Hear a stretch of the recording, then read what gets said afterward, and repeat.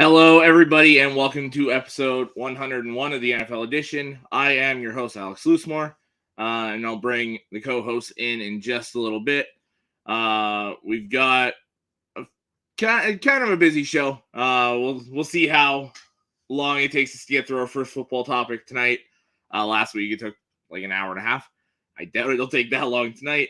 But we're gonna go over some kind of hypotheticals here. So who can be the NFL's version of the Miami Heat or Florida Panthers, that 8 seed that can kind of hop in, do some damage, and ultimately potentially win a championship? We'll list a couple different teams we think that could be for this upcoming season. We'll talk DeAndre Hopkins, kind of where we think he'll go. Some dark horses, that kind of situation there. We're going to continue our schedule predictions with the Ravens and Falcons tonight. We'll continue to do 2 a week until the season. And if we end up having enough people, we'll do the regular weekly trivia. And then, as always, we'll talk anything you guys want us to talk about. If there's anything you guys want us to discuss, post it in the comments. If there's anything, we love hearing your opinion. So if there's something you agree or disagree with us on, put it in the comments. We'll discuss it. We love the back and forth with you guys. If you like what we're doing, like the show, share it, follow the pages if you're on Facebook, subscribe if you're on YouTube, and thanks to everyone for tuning in. And let's get this rolling. So I'm gonna start it off with kind of some news here. So Johnny is going to be taking some time away. He's got some stuff he's got to deal with. So he'll be gone for the next little while. So we've got a new co-host in his place. You guys saw him last week. He's going to be a regular on here for the next little while. Mr. JT Olson. How we doing, JT? Can I just say the production value on this podcast is already so much better than what I've got going on mine. Appreciate that. I mean, you guys have sponsorships. You have intro music. I just hit play and I'm like, hey, what's up? It's a podcast. It took us a while.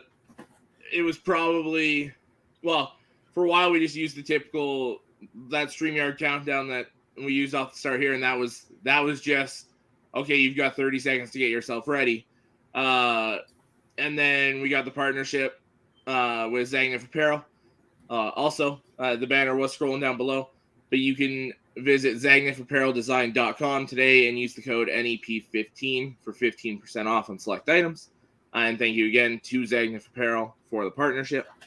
And then it was just kind of the Zagnif Apparel is run by a buddy of ours, so we kind of reached out to each other, and it just kind of happened. So yeah, it goes from nothing to a bunch of stuff to kind of set you up real quick. So, it's kind of nice, though. It gives me a little bit more time to share and get everything ready to go. So, yeah, it definitely makes this podcast feel really official.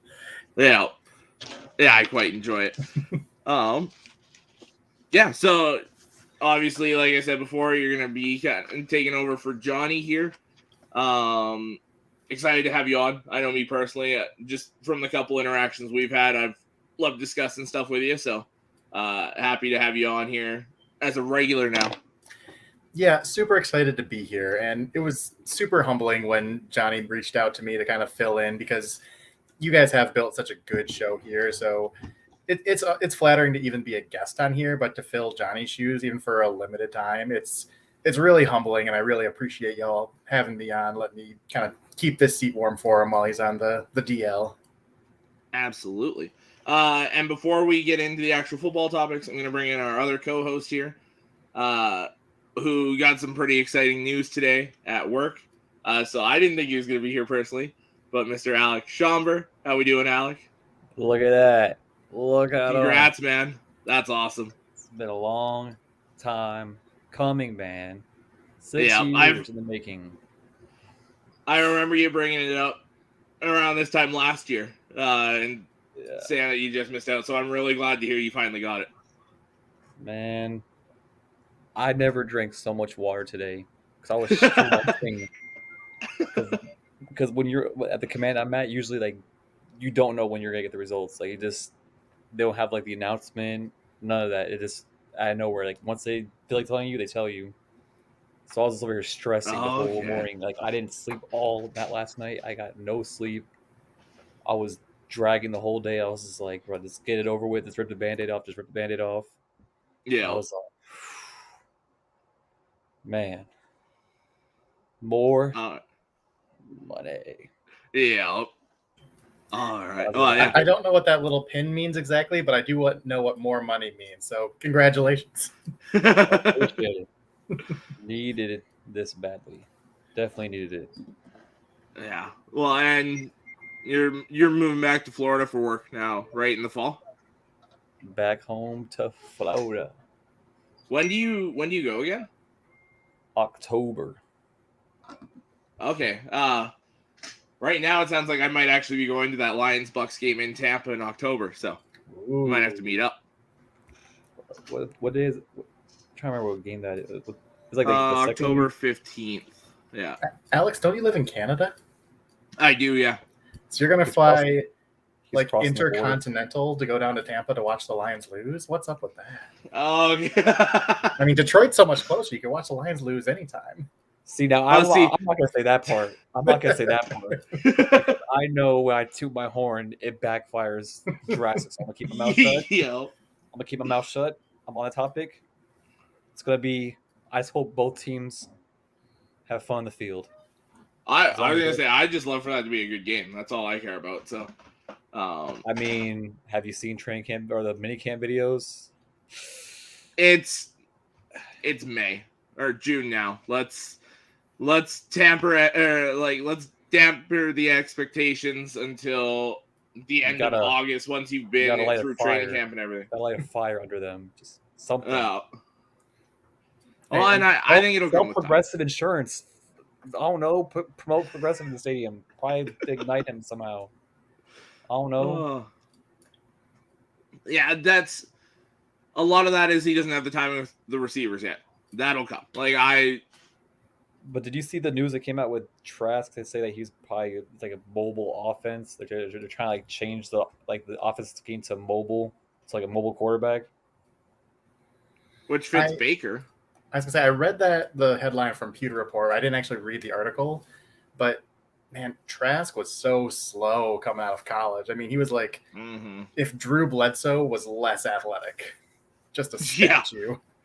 Yeah. Oh, to Corey's comment, sorry. I have my future ticket on the Saints. I had it at plus 600. And it went down to plus 130 4 days later. So, wow. WCLV. Yeah. Corey, thanks for tuning in. Said the Bucs will still win. They loaded up on defense and offense. They're stacked just a QB. I'm assuming it means just a QB away. Which I mean, they got the QB. And you know what the crazy part is? Don't act like Alex didn't throw a little bit of nuggets here and there last offseason. Because if it wasn't for Alex, I never would have had those 3 Eagles future tickets in my pocket. Because I had the Eagles to be the last remaining undefeated team. I had Eagles to win the division, Eagles to win an NFC South or NFC conference. And they were all like, I think to win a division was plus 1,700. For them to win, win the division was plus 1,700. To win the conference was plus 2,000, and to be the last remaining undefeated team, it was plus 6,000.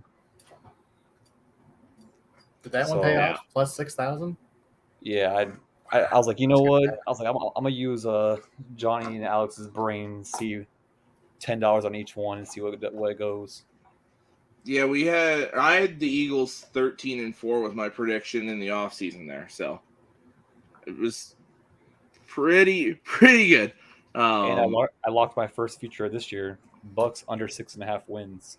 Ooh, flushing money away. I mean, it's a free bet. It was like $50. I was like, oh, it's a free ride. Then power to you. I mean, it was one of those things where there was like nothing else on TV, and it was expiring in an hour. I was like, well, fuck, what am I gonna use this on? I was like, oh, I'll put it on the future. I don't know. It's like it could burn me in the end, but I don't know. I'm just gonna take my chances and hope I mean, if they want to burn me, at least I'll make money off of it. If they do good, It's a maybe win-win. making it under. Yep. Nice them to go over. I'll It's a be win. honest, I have like a futures bet addiction. I've already got like 6 placed. It's bad. The betting site I use, they had a match promo for like deposits because of the NHL and NBA playoffs. So I threw in a little bit. I threw in like 25 to get 50 total, and I went and spent like $12, $1 each on 12 different sets of division winning parlays. And I picked just all 8 divisions, and I just tweaked a couple teams here and there. The winnings off $1 for each of them, it ranges from like $400 to $1,400. So I was like, I will take any of those to win. And then I got all. I put way too much money into future bets. I really do. I love stringing together like long shot parlays. I mean, since I can say it on here because Johnny's not here, my baseball future is actually looking pretty good. Yeah. Raise win total. What was it set at? Oh, you're gonna laugh when you hear it. 72.5. Oh, good What? Lord. The Tigers were set at 69.5, and the Tigers suck. They really do. I mean, they're not awful right now, but no, the fact that they're like Rays 2 are a games wagon. under It's not even 500 my is team. amazing. Yeah. The Rays are a wagon. It's not even my team. That's the sad part. Yeah. Corey, I think you guys got a chance against pretty much every game you play. You guys got a shot in because of that defense alone. If you guys figure it out offensively. And did you see Jamal Williams' new face mask or face? The anime visor, yeah. Yes, Jamal Williams is a king. I love Jamal Williams. I was sad to see him go. I was too.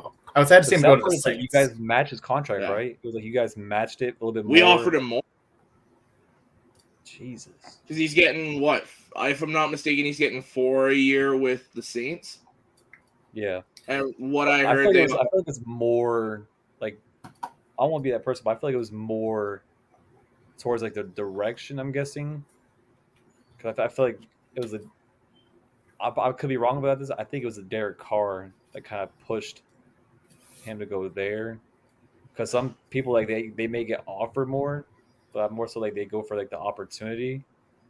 But I mean, I could be wrong on that one. It could be way off. From what I heard, read, and kind of saw, was they offered him the same 6 they offered Montgomery, and then Jamal wanted to kind of view his options in the market, which I mean, understandable. And then Montgomery was there, so they hopped on Montgomery, and then Jamal didn't get the $6 million that Detroit offered, so he took 4 with New Orleans. Yeah, and that's kind of a blessing in disguise because as much as I love Jamal Williams, David Montgomery is objectively a much better player. Absolutely. Like he averaged 4 yards per carry behind that Bears offensive line last year. It was very bad last year. So you put him behind a top 5 O-line. You guys mostly used Jamal Williams for like goal line mostly. Yeah. Yeah, he was our power back, our goal line guy. I'm so excited to see how, because Montgomery's more of a do-it-all kind of guy. He's obviously a bigger back, but he's got the ability to be an every down back. But then you've got what the guy they're calling Weapon X now in Jahmyr Gibbs. That's going to be used all over the field. I cannot wait to see how that goes. Yeah, I'm waiting for I mean, this is like more so like you guys put me onto him last year. I want to see how good Breece Hall does this year. Oh, I think he's gonna ball out because he said like he feels healthier than he was last year. Like I actually want to see him because if I don't care what anybody says, if he didn't get injured, that's your rookie of the year. I don't care. Yeah, set in stone. That's rookie of the year candidate. Yep. Like Jets might be a playoff team if he doesn't get injured. Like I think they are a playoff team last year if he doesn't get injured. I mean, honestly, I feel like it was like last year they did too much. Yeah, they missed by a tiebreaker last year. Like last year, I feel like they forced the run like way too much because Zach Wilson. I mean, they look at your quarterbacks. Yeah, I mean, like Aaron Rodgers is like I can't really. I hate that I'm saying this, but at least Aaron Rodgers will he'll leave less stress on Breece Hall to run the ball, and it's like where you can even out the offense with run plays and passing, and it'll help him hopefully it helps him long term. But I hate that I'm saying that about Aaron Rodgers, like saying I want to see him succeed. Ugh. Yeah. But I can't. Go ahead. I just want to see him do good personally. Like he's a great running back. Like that's like it's like he gives me like I know this is early, but he gives me like Adrian Peterson vibes. A little bit. I don't know that I won't go that far. But Breece is really I'm not good. saying I'm not saying like the whole like I don't know, like I feel like it's like if he corrects some things, it could go down that route. If he switches some things around that he could fix, because like he's more so like he kind of like runs into the players. Like he can easily like stiff arm players. It's just like he has to slowly start getting into that, and that's why I can see a version of Adrian Peterson down the road, maybe like 2 years. Like that's why his injury happened. It's like more so like going into the player. I'm like you might as well just so physical, and to prevent injury. Like you can. It may sound crazy, but it could be a thing 2 years down the road if he changes some things around instead of dive bombing into fucking 4 linemen every single game. See, to me, I see a different Oklahoma running back. I see a prime DeMarco Murray when I see Breece Hall. I think Breece is better. Are you talking about Cowboys DeMarco Murray? He is. Eagles DeMarco Murray. Cowboys. Like, DeMarco at his best. Yeah. Yeah, because that Eagles one was... He didn't fit that system at all. He didn't. And then he fit the Titans system really well, but they drafted Derrick Henry the same year they got him, so... Speaking of wasted talents, Jahan Dotson's wasting his time in Washington. Hi, Sean. Oh, wow. He really... Wow, he came and said, congrats, Alec, and then you just dump on him. See, because you know, every time I say something, he'll say quack, so I got to beat him to the punch every time to keep him on his toes, because he always does it, so I got to, it evens the playing field here. So show some respect for the Commandos. They are about to start QB1 Sam Howell. Okay. No. See, there you go. Now it's even. Yeah, there we go. Quack, quack. Yeah. The Eagles here, wasn't he a part of the dream team? No, he was. I thought it was a few years after. No, dream team was like 2011, 2012-ish. Running back was still Shady McCoy. I think dream team was like 09. Was it? Might have been 09, 010. Yeah. Because I know Vic was the quarterback, but they also had Vince Young as the backup. Because Vince Young was the one that said the dream team. I want to say it was 09. It's just like... Because it was a long time ago. Vince Young was still in the league. Yeah, because we're now. See, but 09 is too early because Vince Young still would have been the Titans starter. When was he drafted? 06? 06. They drafted Jake Locker in 2011, so I think 2010, 2011, somewhere in there. 2011 Eagles, yeah. Okay. I know this is off topic, but is it weird that it's like a college football topic that for 2 years in a row Florida plays Utah, but in opposite, like they open up the season against Utah, but it's now in Utah instead of Florida. No, so yeah, the way college football does it now is everyone schedules home and homes. So like Notre Dame and Ohio State played in Columbus last year. This year they play in South Bend.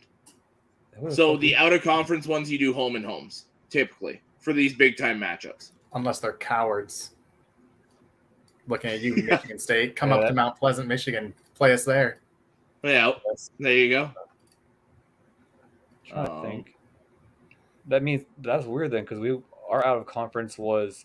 I mean, we didn't play Texas Tech last year. No, so it's those top tier matchups. Yeah. So the only reason you guys didn't do the home and home with Georgia was because you guys agreed to play that like opening kind of almost bowl-ish game. Yeah, that Was wasn't that even a game. Oregon? That was a scrimmage. Yeah, he's an Oregon fan. Yeah, That was a scrimmage for the Georgia Bulldogs. That was just like a Pretty practice much, in yeah. the field, basically. It was backyard football for them, just teeing off on us. yeah. Why Bucks one trade Mike Evans can't not find great 6-5 in draft? I mean, I heard about the trade, but they're kind of like squashing it before like. Yeah. Oh, JT got a comment from Sean. John's right. You do not walk into Mount Pleasant, Michigan and get out alive. That's not how it works. None of the Big Ten want that. Michigan, Michigan State, Penn State, they're afraid of us. Powerhouse. I mean, It'd be worse. You could be I a Notre love- Dame fan. Notre Dame's afraid too. Cowards. See? Notre Dame is afraid because otherwise they just join the Big Ten. So, Sure. I mean, he fits well here. He fits well here. he does. Yeah, He fits well fits here. right in. Yeah, I'm in like the Let's- heart of let's, Notre Dame country too. Like this is my backyard. Yeah. Hey, you should add him to the group chat so you can say it to Marty. That's right, Marty. Hear it. Cowards. Come find me. No, JT, you Oh, gotta yeah, see for the sure. conversations Alex and Marty have about Michigan Oh. and Notre Dame. It goes for hours. Yep. Yeah. How can it go for hours? I mean, I grew up a Michigan fan. I am a Michigan fan. I don't hate Notre Dame. I mean, it's cool when we used to play them because they're both big time schools. It's an old school rivalry. Yep. But like you said, they're not in the Big Ten. I mean, the game really doesn't have great consequence like Ohio State. Yeah. See, I actually do quite like Notre Dame as well. I kind of do too. It's It's like just- one of those like respectful rivalries. Like Yeah. this is going to be a good matchup. We're both striving to be the best, and one of us is going to lose, and one of us is going to win, and that's the way it's going to be. See, that's Yeah. why I miss the Michigan and Notre Dame rivalries. Like, I think, like, I didn't really know in depth about the rivalry until, I guess it was like their last. I think it was like a couple years back when I was like in middle school. It was like an NBC game. It was Michigan and Notre Dame. My mom's like, she's like, I'm gonna miss this rivalry. I'm like, y'all were rivals. She was like, yeah, it dates back. Oh, long. every year They they had a played lot of for good the games. longest time. And like ever since then, like I would watch old games versus them. I was like, wow. The Shit Denard dates back. Robinson game, that was the one to watch. That was like 11 Yes. Something That's like one that. player I- back and that's- forth touchdowns in like the last 3 minutes. It was like sprinting I wish he down the had hall to my, from my Yeah. dorm, like in your face, we scored, we're gonna win. And then 5 seconds later, they come sprinting down the hall. Now we're gonna win. Yeah. I really wish he had a good NFL career, but it's like I feel like they just didn't know. Well, if where he to didn't put position destroy him his at. elbow. Yeah, Who They Denard don't Robinson? think- Yeah. yeah, because they listed him as because he was originally running back, then a quarterback, and then they try to put him in the running back route, and then Because he couldn't throw anymore. He destroyed his elbow. Well, it's questionable how much he could ever throw. Wow. True. Very true. He had a good Uh, arm before, but he was not a good passer. No. Michigan and Notre Dame are actually scheduled to play again in 2033 and 34. I could be dead by then. that's cool. We can all be dead by then. Who knows? Yeah, I miss that rivalry very much. And that 2033-34 was set in stone before they ever finished the rivalry back in like 2018. So it was like, oh yeah, like you get to play the game and then you have to wait 15 years for the next one. Like Yeah, that's no one's gonna care at that point. That's why I'm excited for this 12-team playoff because it's more likely that they'll meet up again with stuff on the line. Like does that go into effect this year? next Or is year. that, This is the last year of 4 teams. oh, this is where they fucking suck off fucking Alabama every fucking year in Georgia. One last year. Yeah, probably. I think this is going to be the Michigan year. It should be. I mean, they're set up for success. If they're gonna do it, this is the year. Yeah, I got basically everyone coming back. They got Blake Corum. They got JJ McCarthy. They're going to have a good defense. Ohio State's replacing a quarterback. If they're playing that game in Ann Arbor, you gotta expect them find to run the table. Charger. It's got to be this year. Penn Georgia State. lost so many pieces. Well, and Penn State's replacing a quarterback, although I think that's almost an upgrade Yeah, Drew Aller Chargers are not over- good. over Sean Clifford. Yeah. Ben, you weren't replaced. Johnny decided he had to take some time away. So you get your ass on here when you get a chance. UNC will play Central Michigan in the 12-team playoff. That's the dream. Then we'll take care of one Oregon. G5 school is going to get in every year. That's the deal. Oh, yeah. Oh, can we get a huge amen? NCAA 24 next year. I cannot wait. Transfer portals are on there now. Mm-hmm. I can finally retire my Xbox 360. Stop keeping it for NCAA. My PS3 sitting right back there. Yeah. Me and Sean were talking. We do the college football show together. We were talking about trying to get a bunch of people and do an online dynasty all together when the new game comes out next year. I'm gonna have to invest so much money in that. Yeah, it's gonna. I feel bad for anybody because pre-order sales are gonna be going through the roof. You best believe I'm getting it as soon as it's available. Yeah, that's why I'm buying it on my instead of buying the disc version. I'm just gonna go on PlayStation Store and buy it on there. I'm not even gonna. I'm not wasting my mind going to the store because I'm just gonna end up getting disappointed every time I go in there. That I got sold out again. Since this is Alex on the appreciation night, why is it appreciation night, bro? Because you got the promotion. Sean said he's already saving for the game. Yeah. My bonus I get in March of next year will be going to that. So the biggest thing is I want to see how much I made it by on the exam. I want to see how much I made it by. Fair, yeah. Thank you, Anthony, for tuning in. Hope you're doing well too. And there it is, Anthony. Look at that beautiful thing. Look at that. No more single line. We get the double line. All right, so let's hop into. Sean's asking what the. It's so once you hit a certain pay grade, if say that E3, you got to take an exam to make E4, so you got to compete against over 1,000 people, and only a certain percent makes it. And it can range from 13%, 20%, 35%, and that determines how many people from the test make it. And this year, it was 40%. Plus, I had the EP, so it was a little bit an 80-point boost on top of that. So it kind of leveled out. So I think 885 people took it, and 320 people made it. I think. Damn. Yeah, it was a lot Congrats that you were part of that. And then the promotion is basically, so I think my pay raises, it bumps up to $500, $600. Okay. It's a huge bump. Corey, no, they should not sign Cam Newton. I'm out. And then Buck should worry about signing a number 2 RB. Absolutely. Bucks have a number 2 RB. They got Rashad White. Why does JT Screen look like he's getting a tribute? I wasn't even going to put that one up. Put that on Oregon. No, I'm not doing that. That's a donation, man. I already have too many futures in baseball and college football. It's just Army, you went before the promotion board. If recommended, you went to the NCO Academy, then to see if you hit the cutoff score. Yeah, I heard about that. They have that plus their physical fitness test factors into it on top of that. And what in the freaking what? Yeah, no, it's I'm removing that, so don't worry about it. What in the? Never mind. I'm gonna keep my mouth shut.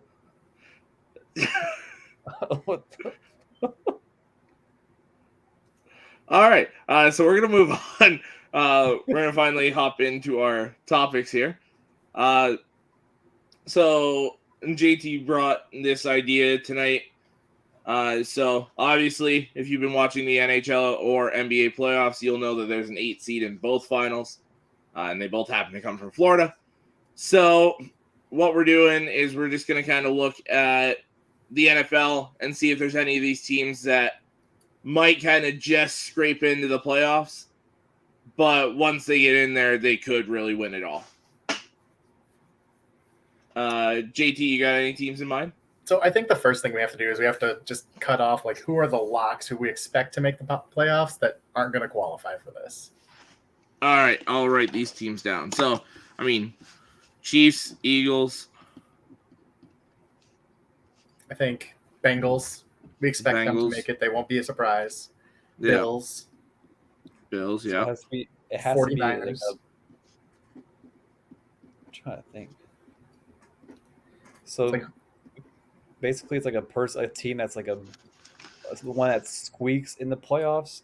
Yeah, one of these teams that's going to be pretty much whoever you think is going to be the 7 seed in either conference that could realistically win it all. It's hard because the AFC is so deep. I feel like I could pick 6 different teams. I'm like, oh, yep, they're all locks. Yeah. I mean, I could say Pittsburgh. They would be very fringy playoffs. I feel like they always have like that above 500 record. I feel like with everything I currently have them with 10 wins, so with everything they got in the draft, I can feel like that's it pushes them up and they can sneak in the play. I mean, hopefully they get there above 500 like they always do, but they could sneak in the playoffs and like get into that. Like I could see like getting to like I can actually like if I was to see him go to the Super Bowl, it's not like no doubt in my mind where I would ever think that it was never going to happen. Like the way Tomlin coaches that team and the draft picks they got and the offense they have, like they're not a bad team. Like once they're going, if they can like start hot and start instead of like going like that cold and hot streak in the middle, they could be a good team. I'm not saying they're gonna be like the team back in 2011 when they had Troy Polamalu on that team. Yeah, that team was just dogs. But I can definitely see that team squeaking by in the AFC, going to the Super Bowl. What happened? But the Bengals is another one. I definitely agree with JT on that one. Like I just want to see Bengals just get over that hump. Like something's stopping them, and it's just I want to see. Well, an offensive line comes to mind. Yeah. Seems like they fixed that now. What do you guys think about the Dolphins? Do we think they're a lock for the playoffs, or would they qualify for this? It's more so keep it in Miami. Help. It's more so Tua's help, if anything. Right, which is a wild card, but I mean, even if they have to go back up for a time, they have so many playmakers. The backup is Mike White, who isn't bad. I mean, he was the best quarterback in New York last year. Yeah, they went to Buffalo last year in the playoffs and almost won that game with Skylar Thompson. Yeah, and they got faster. They got the running back out of South Carolina, A&M, Devon A-Chain. Right color scheme, wrong team. Yeah, like how's it going, Ben? Like, good. How you doing? Good. I definitely see Bengals kind of being that sneaky team. But I wouldn't say they're sneaky though. Like we all expect. I mean, it's more so sneaky of like if you can change that offensive line, it can go a long way. It's just like it always burns them in certain games. Like the Chiefs. Orlando Brown's a huge help for that, though. Like the Chiefs matchup that they had 2 years ago, it just there was no break in that game. It was just constant scoring. Yeah, like I feel like it's just that. Like even Ben always said it. The one thing that kills the Bengals is their O-line. Like over time, it kills them, and it's you rather have your quarterback stay in the pocket and actually avoid being down instead of being like actually winning. But I feel like that's what really like gets them like through there to like the Super Bowl. I wouldn't say it's like if I wasn't. I'm not sure if you guys did their prediction for this year. We haven't done it yet, no. But if I can give them like a prediction for their record, I would give it like maybe 13-4. Bengals? maybe like 14 wins. I get like it's like right there. It's like 13 or 14 wins next year. I got 11, I think. It all That depends division's on going to be so tough. because like the first 6 games is what determines if I feel confident on that 13 wins or not. It's like because they also got to play Baltimore. That AFC North rivalries are always tough to win. Mm-hmm. Unless you're like Cleveland, you just ignore that. But Yeah. if Well, they can Cleveland get could be in this conversation too as a fringy playoff team, just depending on what they get from Deshaun Watson. They've got a great running game and great receivers, and Myles Garrett's one of the best defensive players in the NFL. And we've got a good secondary. I mean, there's a lot going on there. Pairing Darius Smith with Myles Garrett. Oh yeah, they got Darius Smith. Gives them arguably the best pass rush duo in the league. Because has the Bengals won the division recently? I think they won it last year. I think they won it the last 2 years, if I'm not mistaken.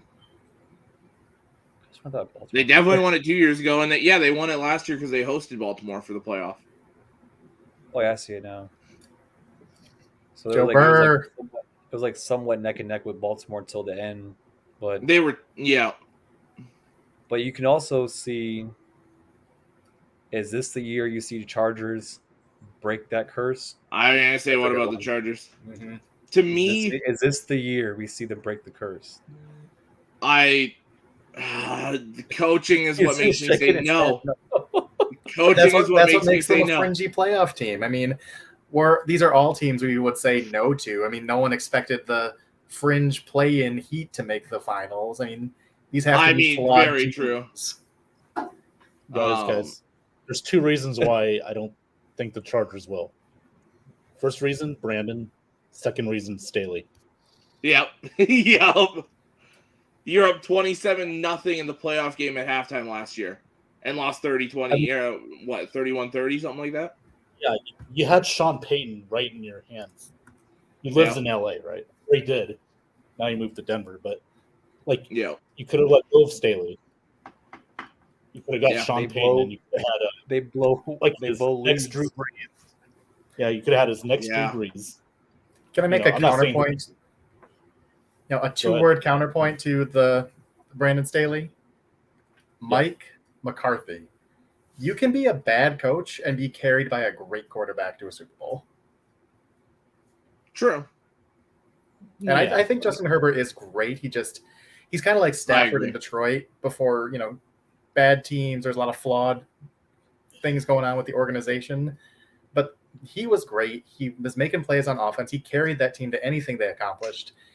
And if the Chargers just get out of their own way just a little bit. But look at the JT. Let me counter that. Great conversation. The JT, let me counter you on that. Look at the division the Packers were in. They dominated that division for many years. Yeah, to where this division the Chargers are in, you still got the Chiefs. Well, back then, the Bears were actually a very good football team. Yeah, but they couldn't beat teams over 500. That's what ultimately got Lovie Smith fired. Was he beat the teams that weren't very good, but when it came time to division games against the Packers, tougher teams. Well, it was enough to get.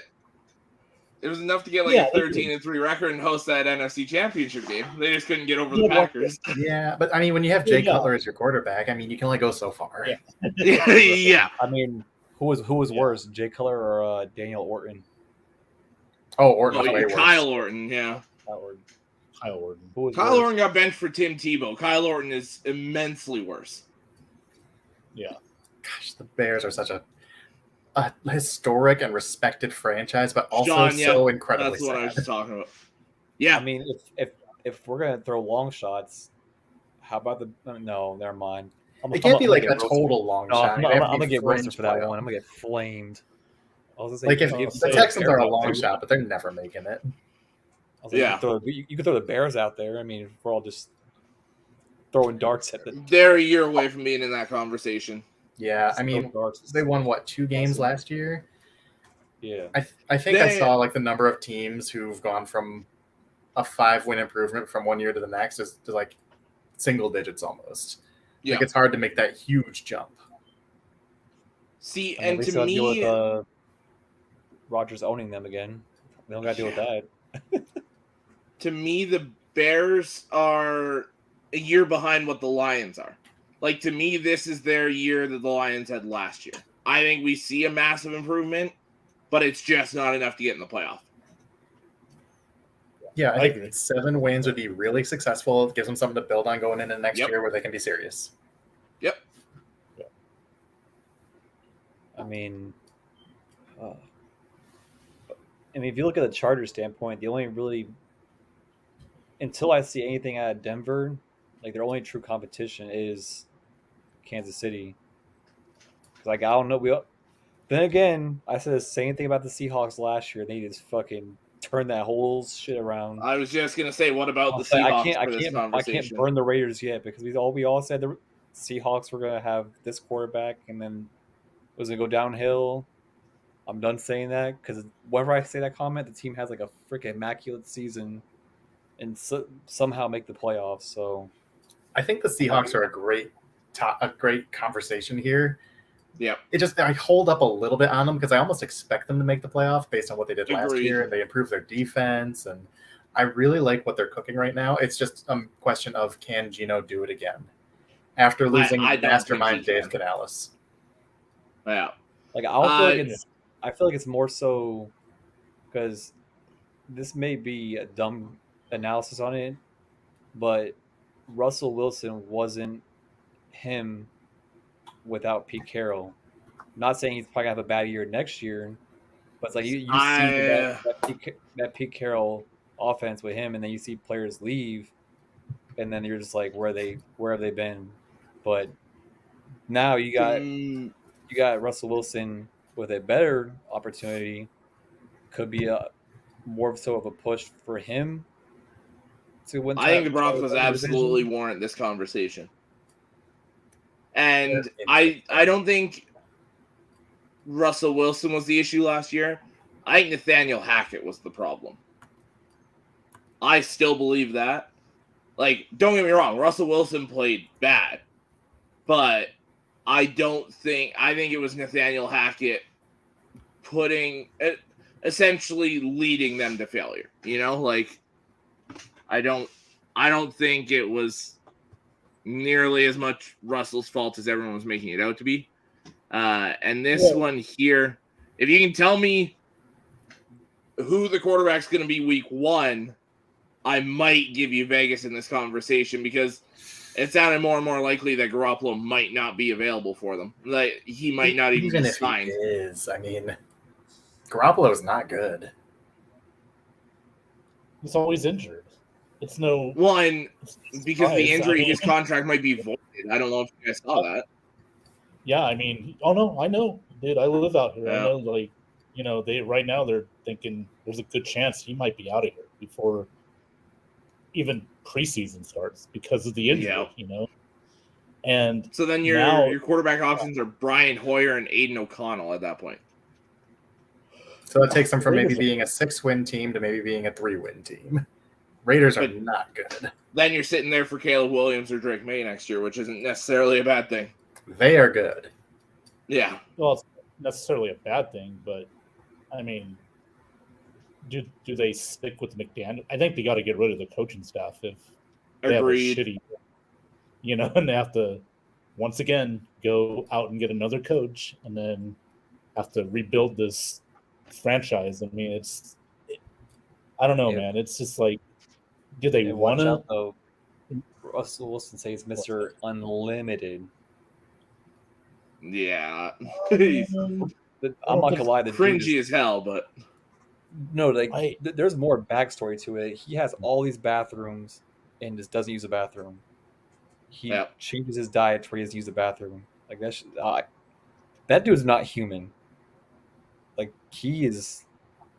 I pray for Sierra every single night, knowing that she goes home. Sean, the difference is San Francisco is essentially quarterback proof, where as long as you have somebody that can legitimately throw a football, you're going to succeed. Which, what a testament to Kyle Shanahan. He's eliminated the need for a quarterback. Except for Josh Johnson. That's not the answer. And I think if Josh Johnson stayed healthy in that game, they could have still won it because Shanahan is that good at what he does. Well, and you think about it, when Purdy went down, if I'm not mistaken, it was like 13-9, something like that. Like it was a 1-score game, and they looked like the better team. What's this bathroom story? I don't know if I want to know the answer to that question. Just Google it. Russell Wilson's bathroom real story. quick, Alex. While Kyle Shanahan has done some really great things in San Francisco, he's kind of been a detriment too. Remember they blew it against Kansas City in the Super Bowl? Yep. And he also blew it, obviously, Atlanta against New England. Yeah. So they just can't seem. It seems like in big games he does not coach or he gets out coached.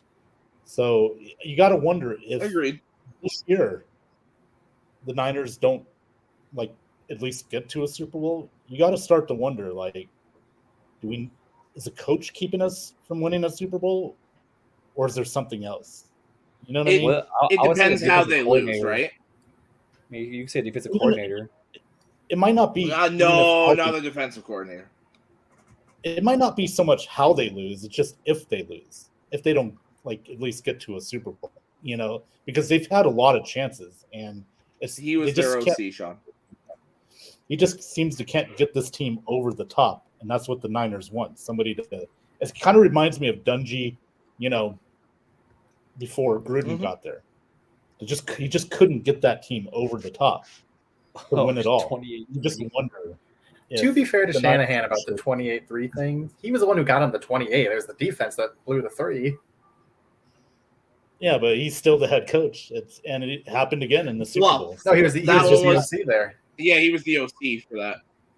But he is still under his watch, in San Francisco, the one against Kansas City. San Francisco, that one, that one. I think we can kind of cut him some slack on the 28-3 one a little bit. He still shoulders part of the blame.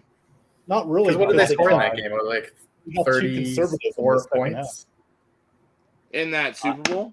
Are you talking the Niners one? I was talking the Falcons. It wasn't 41-38, something like that. The offense scored plenty of points. I feel bad for 41-35, something like that. 35. So I mean, if it went into overtime, in the 30s. No, it was 34-28 was the final. 34-28. New England scored 34 straight points. They didn't score all in the second half. Yeah. Yeah, that's not good for. They scored one touchdown in the third quarter. I mean, at the end of the day, I feel for the Falcons because they almost dodged a bullet. They almost got the distraction away from them. Because if Boston would have won Game 7, 28-3 would just be non-existent. They'll just be focused on that. But Falcons, they just can't catch a break at that point. See, and I think we can blame Staley, and we can blame Shanahan for parts of it because a lot of that goes into the coach's adjustments at the half, or when the other team starts to kind of creep their way back in. You've got to adjust. That part is on the coaches. But the coaches can't be on the field to play. That's been the Chargers' MO for years. Yep. Everybody's seen it. But then it hasn't been. That's why I'm saying you can blame them. But it's injuries and mindset, mentality. It's just this year is for the playoffs. It was more so there was up and then let go. Usually most playoffs they get injured and that's a divisional game against the top defense though, Johnny. Bills lost to Zach Wilson led team last year. I actually blame Johnny Dean for that. I don't want to blame anybody. But it's that's just been the Chargers' MO for years. They always it's equivalent to the Bills wide rights in the Super Bowl. Sorry, Bills fans. I know that's painful. And almost it's Chargers have that. Someone has a crew that has a freaking what's it called? What's that voodoo doll? Yeah, it's a voodoo doll of them not going to the Super Bowl or far in the playoffs. Someone has a curse on that team, and it's very much sad. They're like the anti-Bucks. They're really good a lot of the times, but they never get it done. Bucks are really bad most of the time, and then just rise up, steal a championship, and go back. Yeah. So, if you want to talk about the Chargers' bad luck, If you go all the way back to the 2010 season, this is the only time this has ever happened. Number one offense, number one defense, missed the playoff. Not great. They had the league's best offense, the league's best defense, went 9-7 and missed the playoffs. That doesn't scream the Chargers' luck. Was that LT still back then in 2011? He was still in the league, right? He was on the Jets at that point. Oh, I blocked those times out. LT is such an iconic player. I can only see him in a Chargers uniform. Yep, agreed. Like it's just, it didn't look right when he was in a Jets uniform. You know what I mean? It didn't. It just didn't. No. It didn't Well, and then I got used to Favre like in a Vikings and in a Jets jersey because he bounced around a little bit at the end. But I can't see LT anywhere but the Chargers. Well, and it also got weird for me because after that, then they went Matt Forte. And it was just like, hey, but you're a Bear. And then they went, if I'm not mistaken, no, I was thinking of somebody else. But yeah, Forte and all that. It was just like, stop. You're not a Jet. You're LT's a Charger.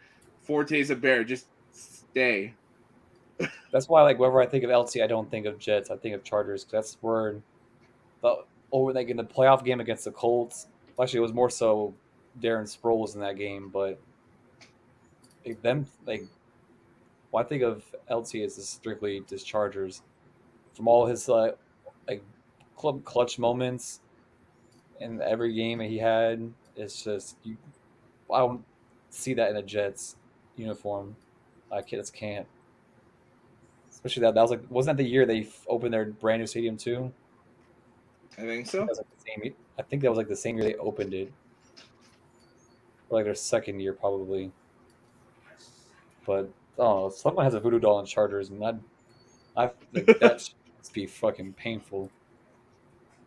But I hope this is the year it just a fire's lit, and if hopefully Ben will get his wish, and mid-season you see Brandon Staley get fired. Will we see that? Probably not. I would love to see it happen, but it's not going to. It probably won't even happen because you know what? It makes sense. And Chargers don't touch anything that makes sense. Well, Alec, they might light a fire, but somebody will fart on it and it'll just explode.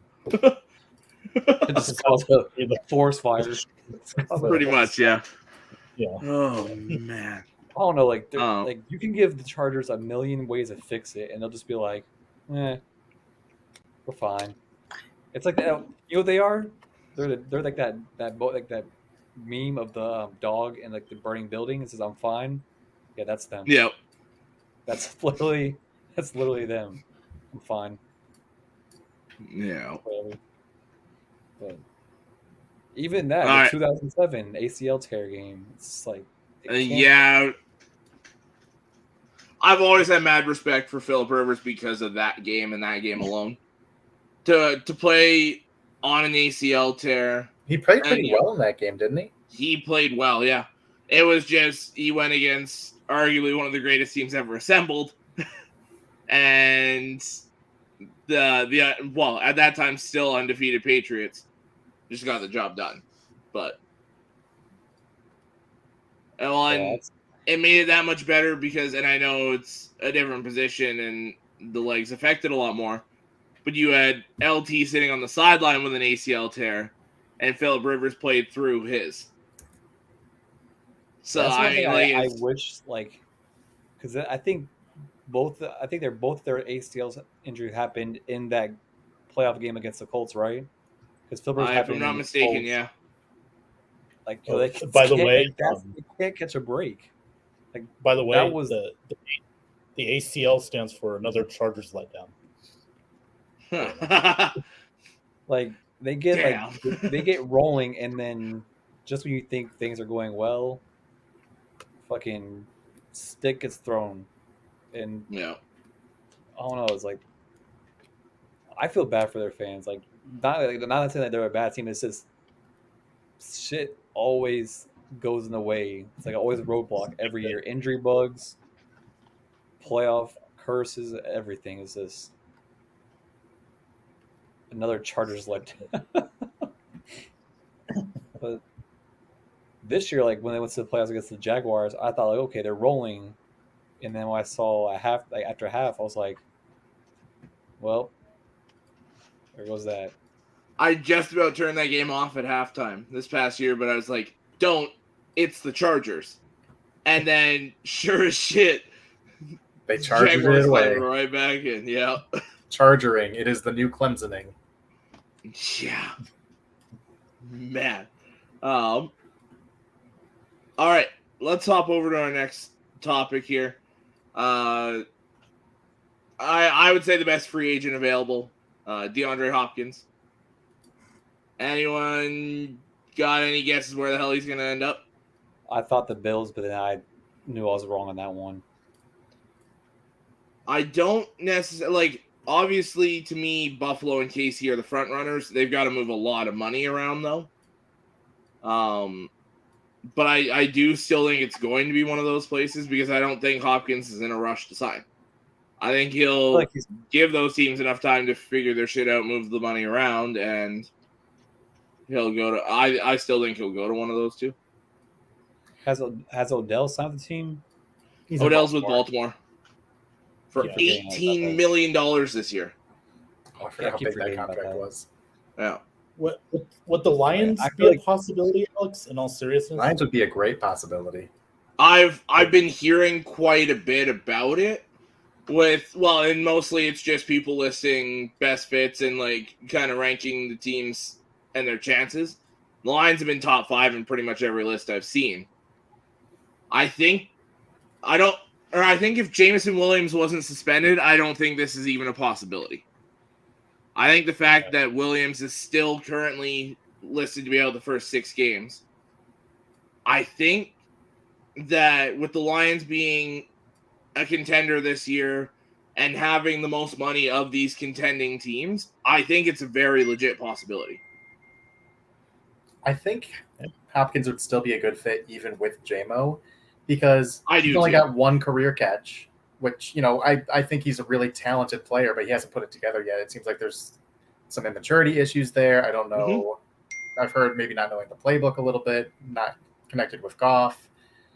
So, yeah, you got Amon-Ra St. Brown and you have JMO, whatever he is going to be this year for 10 games. And then you just got a bunch of random dudes Craig Reynolds is a guy. Marvin Jones is back, and I mean, that's fine. He doesn't have to play. He could be inactive in a lot of teams. Yeah. So, I mean, getting a guy like D-Hop, Lions have the money. I think they're a legitimate contender to win the NFC if they get a guy like D-Hop. Mm-hmm. That gives you 2 stud receivers and maybe a third with whatever J-Mo could give. Yeah. Yeah, I think if you had Williams for game 1, I think the Lions probably would have they probably wouldn't have even considered it and just been like, we'll roll with the guys we got. But I think now that you're going to miss Williams, I think they'd be stupid not to take a look at it. And you'd be stupid not to take a look at it even with Williams in the lineup week 1. Somebody that caliber is sitting there with realistically your only weakness offensively. And I agree. I think if we got D-Hop, I think you can put us right up there with Philly and those kind of teams in the NFC this year. If the defense can round into form, I think. Agreed. I heard you call Jack Campbell the young Luke Kuechly, and if he can actually be even semi-remotely, almost if you squint and you're drunk, close to that, then the Lions could have a pretty good defense. Yeah. And I think a lot of it right now comes down to health, too, because, Emmanuel Mosley's coming off that ACL tear. He's had a few issues with durability in his career. But, I mean, Cam Sutton, CJ Gardner-Johnson, you've got the safety duo back there of Walker and Kirby Joseph. We desperately need Jack Campbell to be something because linebacker is horrendously weak outside of him and Malcolm Rodriguez. And the D-line looks good, not great. It looks a lot better with a guy like Kalash Kansey. Agreed. Or just any of those guys even that were still there in the second round, like Juwan Dexter, Zach Pickens, which both ended up on the Bears, which is lovely. Was Keanu Benton available for you guys after Laporta? Yes. Benton's good. Because, That would've been a good pickup. I agree, but we moved up to get Brian Branch, so I'm happy with Oh. that. Which I also just Top 10 forgot about player, listing DBs. Yeah, screw it. We don't need Mosley. Have Johnson, Gardner Johnson, see if he can play outside, I guess. And then Brian Branch can be your slot corner. But, yeah, like, that defense needs to mesh because that's a ton of new pieces this year. So I hate that we're playing Kansas City week 1. Because I feel like that's a different matchup when we play them week 10, 11, 12, somewhere in there.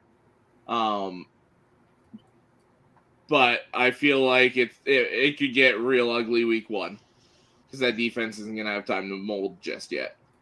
Yeah, week 1 and week 6 are basically automatic loss. But the one good thing, though, Alex, is you have a few months to prepare for Kansas City. You know what I mean? You've got a few months to prepare. So we do see some upsets in week 1 every year. So I don't think this is going to be a blowout. It's going to be close. I mean, I'd still pick KC to win that game, but I think it's going to be closer than you think. I don't see it being a blowout, though. Yeah. New futures bet, Lions to cover. Yeah. I got to see what the spread is. I think it's 7.5 last I checked. I don't think they cover that. I think it goes back and forth for a while, and then KC ends up winning by 2 scores at the end. Chiefs are notorious for not covering because everyone always totes their offense because they're really good, but they're not like blow you away good if the Lions have the offense we expect them to have. True. Like, they'll win. I have no question in my mind that I think the Chiefs will win, but I think the Lions can stay within like arm's reach of them. Yeah, I've got Chiefs by 10 is what I have right now. But I mean, injuries can happen, moves are going to happen. Like we said, or like Ben said, you've got from when you hear the schedule to when you play, you've got 4 months to figure your shit out. Like you never really know how week 1's going to go. But an update here from the basketball game. Denver defeats Miami.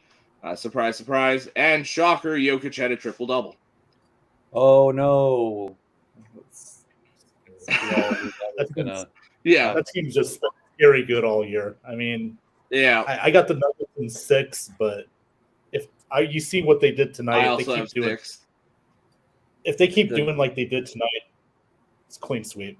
I mean, Miami looks so missed. Either way, in my opinion, even if Boston would have won, I still would say the same thing because I have Denver either way, no matter who won the Eastern Conference. It's just when you have with Denver, they have Jokic, you have Jamal Murray, Michael Porter Jr. Even if you try to ice out one of those players, you still have KCP. You still have Bruce Brown. That's still a dark horse on that team that people sleep on. Mm-hmm. And then you have Aaron Gordon that can still crash boards when Jokic is out, like resting on the side. See, I expected Denver to whoop them tonight because you look at it, Denver had a week plus of rest. Miami had 2 nights. Yeah, and then to go play in the Mile High, that's asking a lot. So I figured Denver would probably whoop on them tonight. I still think Miami's going to win 1, possibly 2 games. I don't think they get swept. But since you're here, Alex, on the show, give me your Stanley Cup. Please tell me they should go 6-7 games. I've got it going 6 right now. That's all I wanted to hear. Who's winning? I just want to see a 6-game series. That's all I want to see. I want to see no 4-game, 5-game series. I want to see. I'm not gonna lie. No, I'm going 7 games.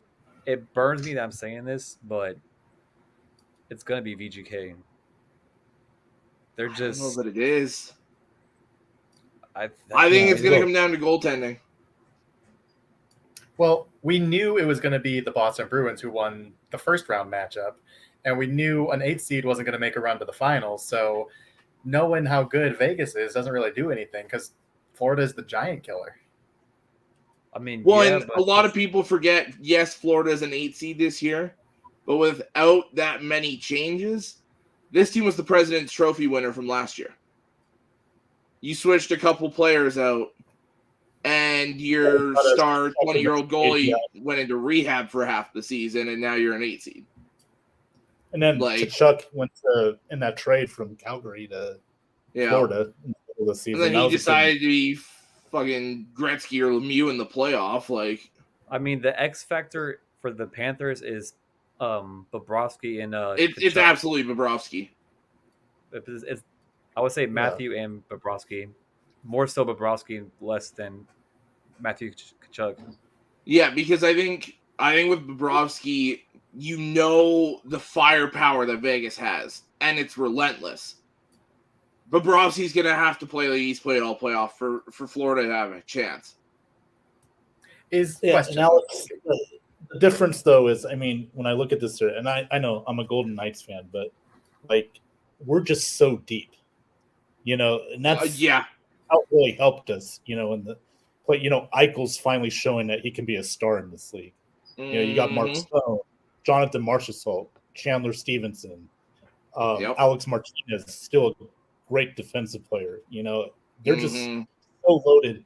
And the Panthers, they're playing good, but I'm looking at the Panthers like, okay, you beat a Boston team that wore themselves out trying to win that President's Trophy. You played a Toronto team that choked like they always do. And then you had a Carolina team that, may have not have been as good as a lot of people thought. I mean, I'm not saying taking anything away from Florida, but they've had their breaks. Vegas played a good Edmonton team, beat them in 6. Played a pretty good Dallas team, beat them in 6 as well. I don't know that I'd say Dallas is really that good, personally. I'm glad you didn't I'm glad you didn't bring up Winnipeg, because that was Winnipeg was no sweat. Winnipeg was a gimme series. Yeah. Dallas was only there because of Ottinger. Yeah, Dallas should not have made it that far. Florida.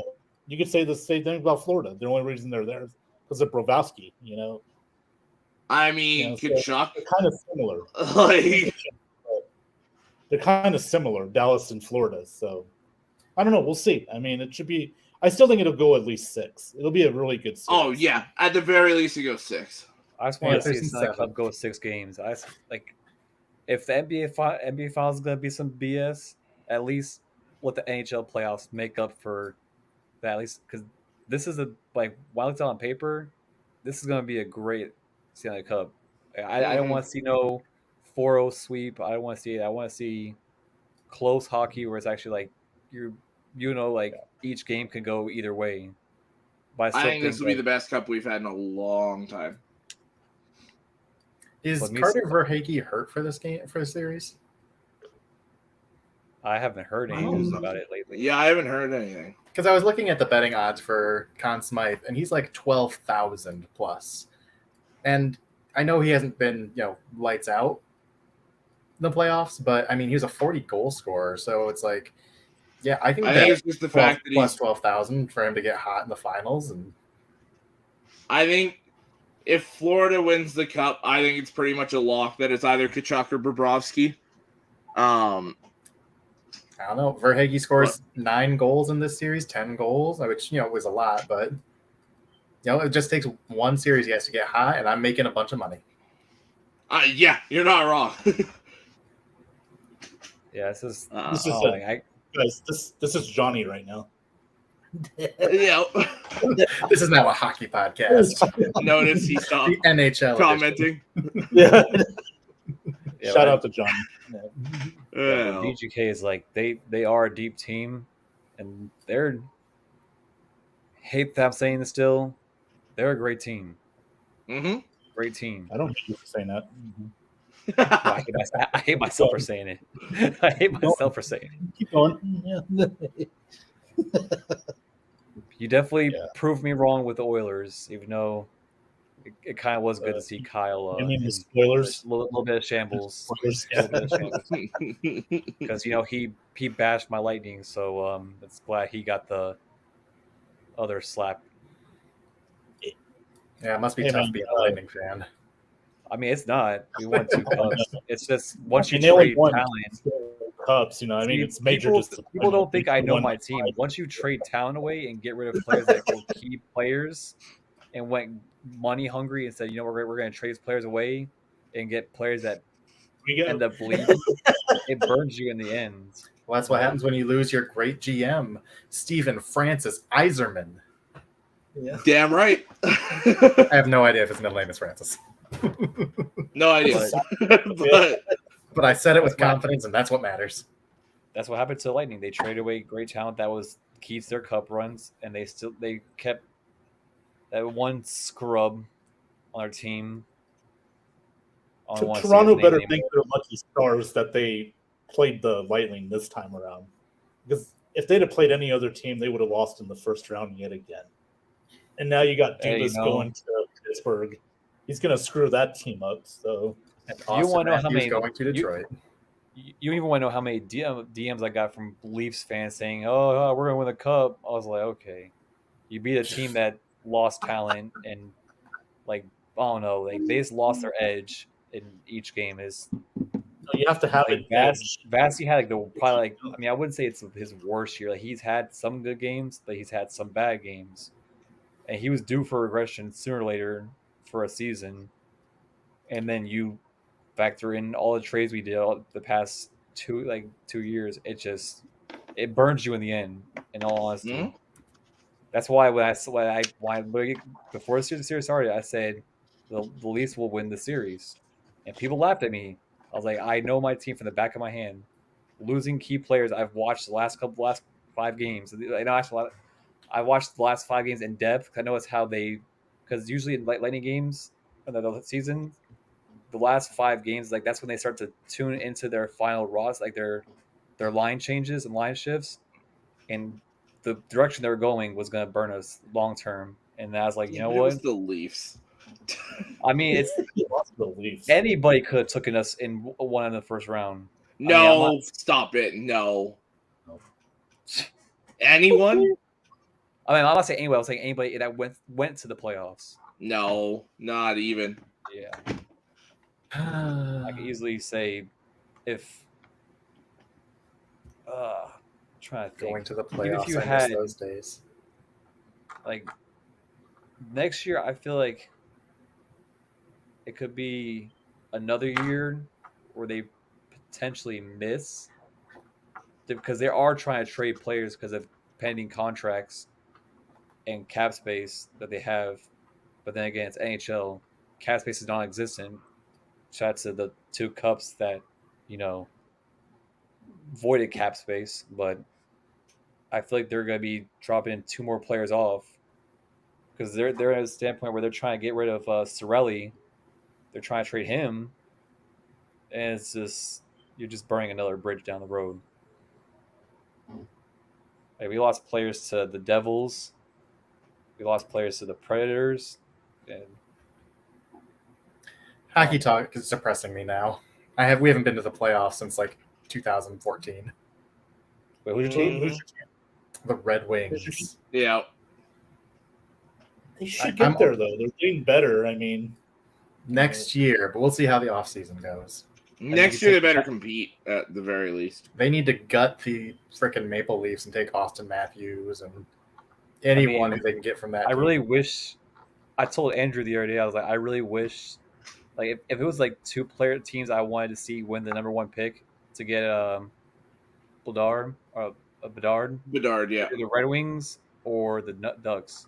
That was the 2 teams I wanted to see win the chance to get Bedard. The Ducks with Bedard would have been so much fun.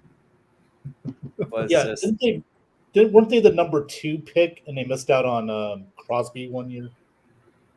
Yeah, they have the worst. Yes, they were on Crosby. Now they're missing on Bedard. Oh my god! So they can go to Chicago.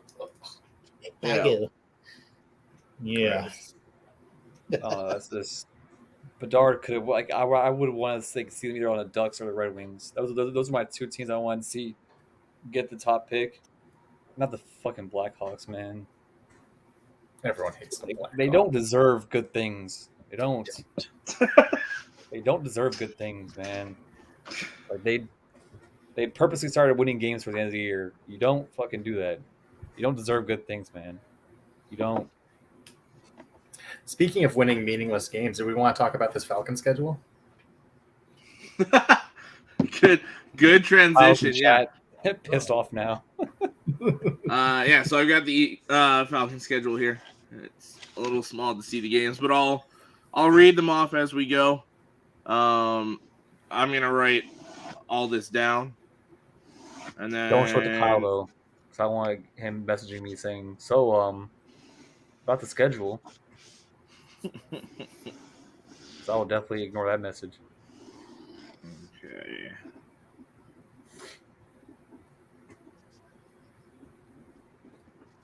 I just want to know how they're gonna bring in Bijan into this offense. Because from what I've seen in minicamp videos, they're trying to use him more for like a passing back. He's gonna be their everything back. Yeah, they're going to incorporate him to the offense by eliminating Tyler Algier. And Cordero Patterson, realistically. I forgot he saw that. Yeah, Cordell Patterson is now dead. He's back to just being kick returns. Yeah.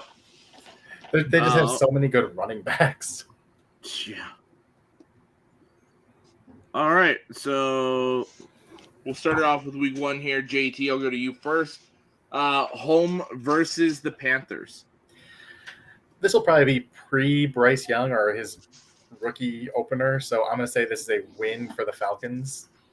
All right. Alec? I'm going to give them a win here. But it's going to be one of those overtime situations. But this time they actually score first and end it instead of going back and forth. And because if DJ, well, never mind, I would say because if DJ Moore actually kept his helmet on, they would actually have won that game. Yep. But I definitely see that being an overtime. Like Falcons and Panthers games are always like it's a hit or miss for them to go down to the wire. All right, Ben, what do you got? I'm gonna go with the Falcons as well. I know that Deion Sanders, the former Falcon, will be there recruiting, obviously, taking a look at his scout game, bringing over to Colorado. But yeah, I like the Falcons in week 1. And with Carolina, it'll probably be Bryce Young starting, but this is his first time in the NFL, so it may take a little bit. So Atlanta's they'll do enough to win this game. So I can win in week 1. Will they let Bryce Young bring a step stool onto the field for this game? Yeah. No, they'll put inserts in his cleats. Yeah. If Atlanta hadn't done so much to build up their defense this offseason, I would have taken Carolina in this game. But because of the additions of Bates and Calais Campbell and those kind of guys on the defensive side of the ball, I am going to take Atlanta to win this game. Week 2, they have back-to-back home games. They host the Green Bay Packers. JT? I'm going to say this is a Packers win. Jordan Love coming out party. I still don't have a lot of faith in that Falcons pass rush. I really like their secondary, but I think the Packers offense was more than just Aaron Rodgers. I think they have a really good system in place. I think they have a really good running game. So I'm going to give the Packers the benefit of the doubt here. All right, Alec? I'm going to go with the Falcons here. It's one of those things where Packers got to prove it to me. I mean, yeah, you've seen flashes of Jordan Love, but that was like in like situations where they was already like losing. So it's like, were the defense really trying, or was it really how he plays and how good that team revolves around him? Mm-hmm. So it'll be like that'll be his potential of him proving to me that he's their guy. But I have the Falcons on that one. Okay. Ben? Well, I got to tell you, man, you want to talk about a great quarterback matchup between Jordan Love and Desmond Ridder. I couldn't even finish the sentence without cracking up. So at least Love was a first-round pick. Yeah. Yeah. Should he have been though? It's gonna. I mean, Brandon Whedon and Johnny Manziel were first round picks too. Okay, So. well, that at least Love had some potential. Those guys just sucked. The only reason Manziel was drafted so high was some guy named Mike Evans was in Tampa. Kind of helped him out a little bit. But anyway, it's not about the Bucs, it's about the Falcons. I'm not in love with Jordan right now, so give me Atlanta in a close game. There. Yeah, thank you. So yeah, I like Atlanta in this game. I don't know who would have taken this one, to be honest. Yeah, you do. Say yeah. Oh, hey, Kyle. I don't have faith in Jordan Love, so I'm going to take Atlanta. I do like the Green Bay running game. I feel like, but I also I think David Bakhtiari is going to be released within the next week here for Green Bay, because as a post June 1st cut, they save almost $20 million by releasing him. Let me just put this image in your head real quick. The Falcons front seven trying to tackle A.J. Dillon. Okay, and then I'll counter that with the Packers front seven trying to tackle Bijan Robinson. But the Packers front seven is actually good. I mean, they got Kenny Clark, they got linebackers. You ain't going to run up the middle on Atlanta. Grady Jarrett and Calais Campbell? What is Calais Campbell at this point in his career? He's like 38. He's a 6'7" brick wall. That's what Calais Campbell is. He's a brick wall at the end, but he's only like 300 pounds. He's not like Vita Vea in there. I mean, he's light. Well, but he's still strong as hell. That's true. And you're getting it week 2, so he's still going to be healthy enough to play. So now, if this were week 4, then yeah, we might be a different yeah. I do think it's a very close game with 2 strong running performances. Mm-hmm. So realistically, I just went Atlanta because they're the home team in this scenario. But both quarterbacks throw for like 400 yards. It's like a 41. Yeah. It's all over our fucking pick, and this fucking see Packers win somehow, some way. Oh, just fucking shats all over the field. It's like, well, great. That was a good one. All right. Week 3, they hit the road for the first time to play the Lions. JT? Lions are good. Falcons are mid. Lions win. All right. Alec? I'm going to go with the Lions here. Ben? I'd be lying if I said I'm picking the Falcons, but I'm not. I'm going to Detroit. Yeah. I figured that was going to be a clean sweep. All right. And then they go on the road again, week 4. But they actually go across the pond. They're playing Jacksonville in London. JT, what you got? Jaguars at home. They got the better quarterback. I'm taking Jacksonville. All right. Alec? Give me the London Jaguars. Wait. Is this in Wembley? I don't know. So look at him busting out his geography knowledge. Knowing foreign cities. I want to see on a soccer field.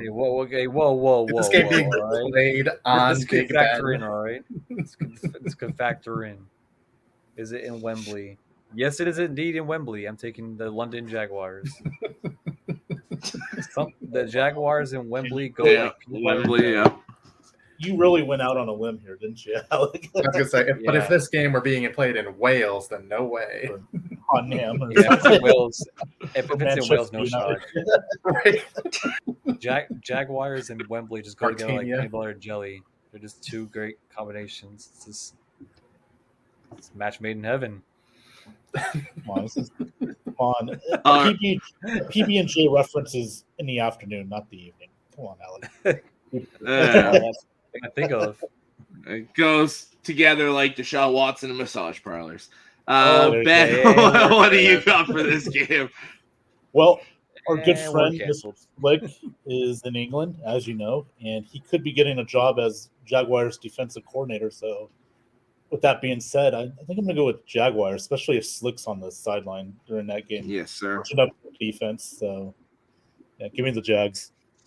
I'm also taking the Jags. I'm very high on the Jags this year. And the fact that it's in London. Yeah, give me the Jags. And then if I'm not mistaken looking at this, I'm just trying to see if I can read it down below. Well, I would assume that their bye week would be this next week. That would make sense. No, it's not. I'm trying to see where their bye week is. Oh, it's between Arizona and New Orleans down there.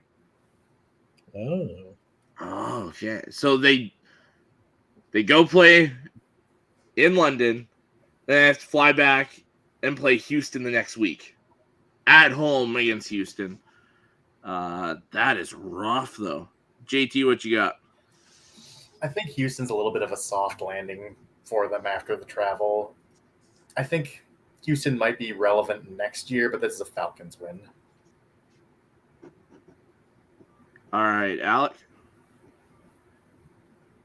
I'm going to go with my logic here of teams that travel in a short week across. I mean, it's one thing to be traveling from different, like from coast to coast or across the pond. I feel like Texans pulling off here. All right. Ben? yeah, with only a week, they don't have a bye week between that. Then you got Houston coming to town. You got the battle of the number one and number. Oh no, wait, you got CJ Stroud. He's coming in. I might go with Alec on this one. I might go with the Texans here, and the only reason why is again, coming back from England, a short week, kind of. If you think about it, and Houston, we're going into week 5.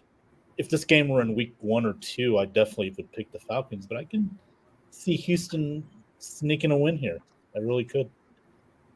Or I could be really wrong and the Falcons blowing out. I'm just taking the narrative of a short week from London, and hopefully that kind of like sets them back. Then again, the score has happened. The score is 58-7 Falcons. I'm just fucking no logical sense. Just fuck the analytics, right? I'm going to take Atlanta in this game. I think it's a lot like what Houston did, though, with Dallas and KC last year, where it takes everything Atlanta has to win this game because, like we said, coming back from London, and I think Houston's going to come and punch them in the mouth early. And then Atlanta's just going to have to play physical. I think this is going to be a heavy Bijan Robinson game. And I think they'll do just enough to sneak away with probably a win by a field goal. Okay.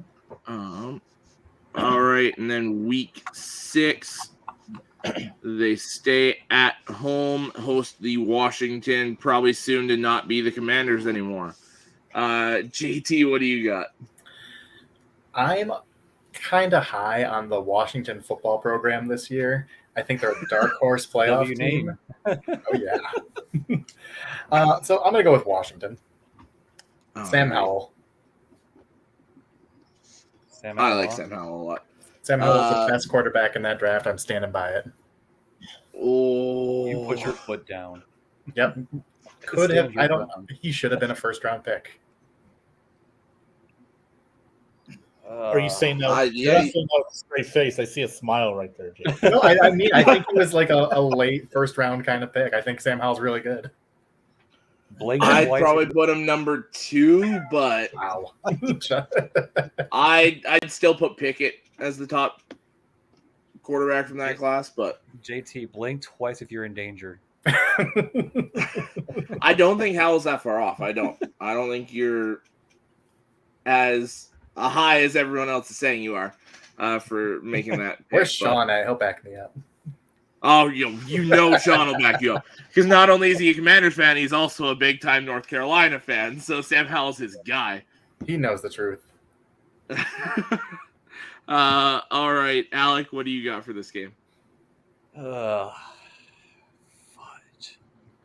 How do I top that one?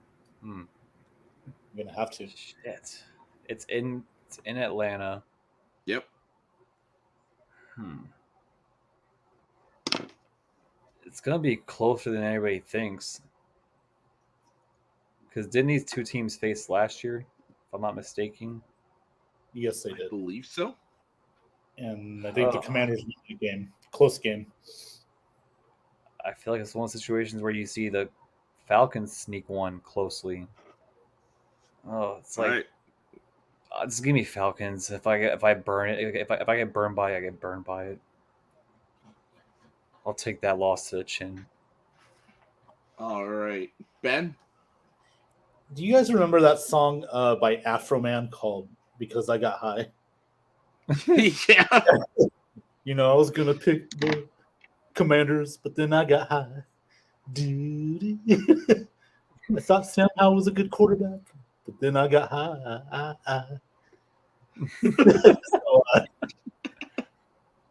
because I'm not high right now, I think I'm gonna go with the Atlanta Falcons. I think I'm not gonna be kissing Sean Spencer's butt. I'm going with the Falcons. And they're going the Washington Commanders at home in a very close game, I should say. All right. I am. Come on, don't do it, out the Falcons. Damn it. See, but my But thing he's blinded is, by Sean's confidence in his team. I'm not even basing this off Sean because Washington has everything with a question mark at quarterback. They've got the receivers, they've got the running backs. You've got all the weapons. We're just not entirely sure about the quarterback. In Atlanta, you've got the running backs, but we're not really sure what they've got with the receiving weapons. Plus, there's the whole narrative of, is Taylor Heineke playing yet? So, yes. Yeah. Well, here's the question. Is Desmond Ridder better than Taylor Heineke? I don't think so. But no. Forget Sam Howell. Let's just go to the backup here. I'm going to give Atlanta the win, I think. I'm not happy about it, but I'm going to give Atlanta the win. I'm not confident in the slightest. I'm glad you didn't succumb to peer pressure, okay? I know that's a big deal for young men out there. You're 16 years old, Alex, so I know peer pressures. Oh, my God. So, I didn't pick the Commanders. All right, week 7, their second divisional game of the year. They go to Ray J to play the Bucks. JT? I'm going to go with the Bucks here. I think it's a really good matchup for Tampa. The way their big body corners can match up with Drake London, the way their linebackers can match up against that Falcons running game. I think this is a really favorable matchup for the Bucks. I see Johnny's comment here. What do they have outside of London? We got one pretty good. We got one good year out of Pitts and one non-existent year out of Pitts. So I'm not really counting him. And then what else?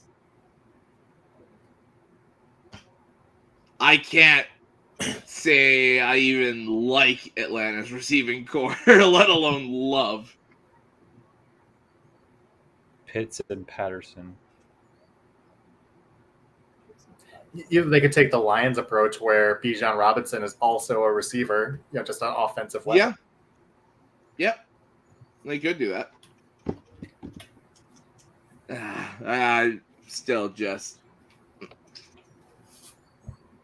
I'm not big on their weapons or their quarterback.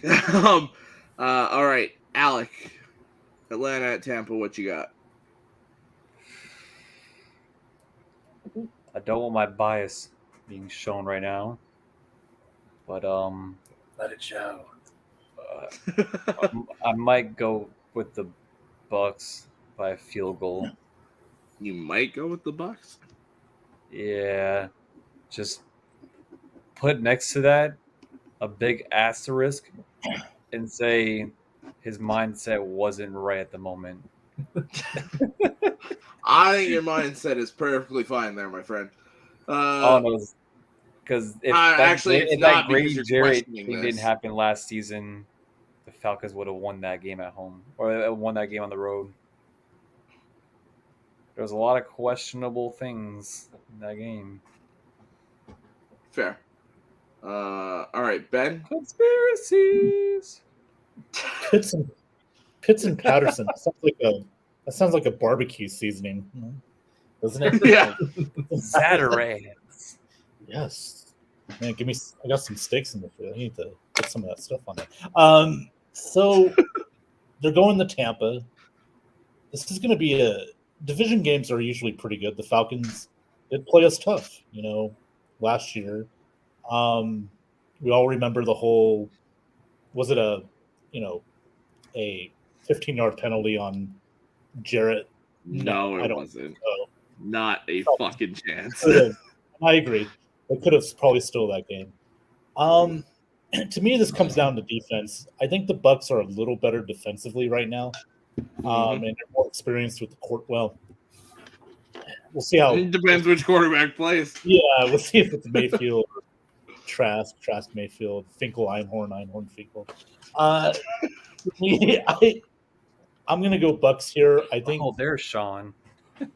I think Chase McLaughlin outshines the Koo guy, and they win.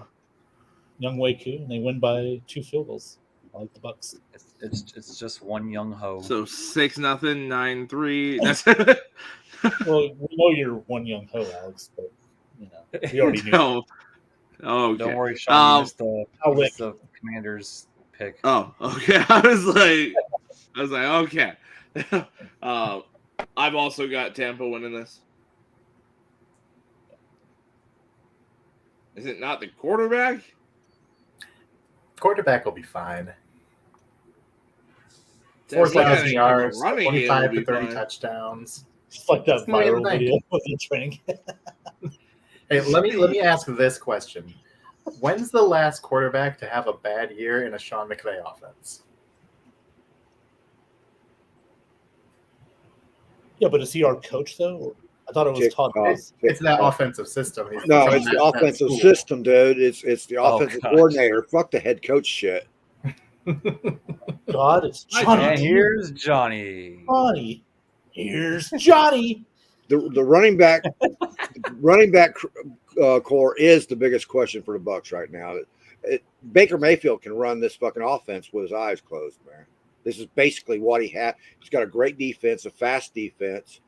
It's probably going to be a top 5 defense this year. But shut up, Ben. All right, then. So, do you want to bring up the Atlanta's receiving core? Because Alex seems to. Yeah, what the hell do you love with Atlanta's receiving core? Drake London, Patterson, Pitts, and the running back core. Everybody in that running back core fucking catch out in the backfield. We got an average year out of London. We got a bad year out of Pitts last year. So one good year, one bad year. And Patterson's like mid-30s. That was 1 year with a rookie quarterback who's just now breaking himself into the league. What rookie quarterback has had a good first year? Baker Mayfield. Well, I mean, to be fair, he hit the rookie quarterback for like 3 of those games. But Marcus Mariota started the majority of the season. And where's he at? In Philly. At what? Third string backup now? Second string.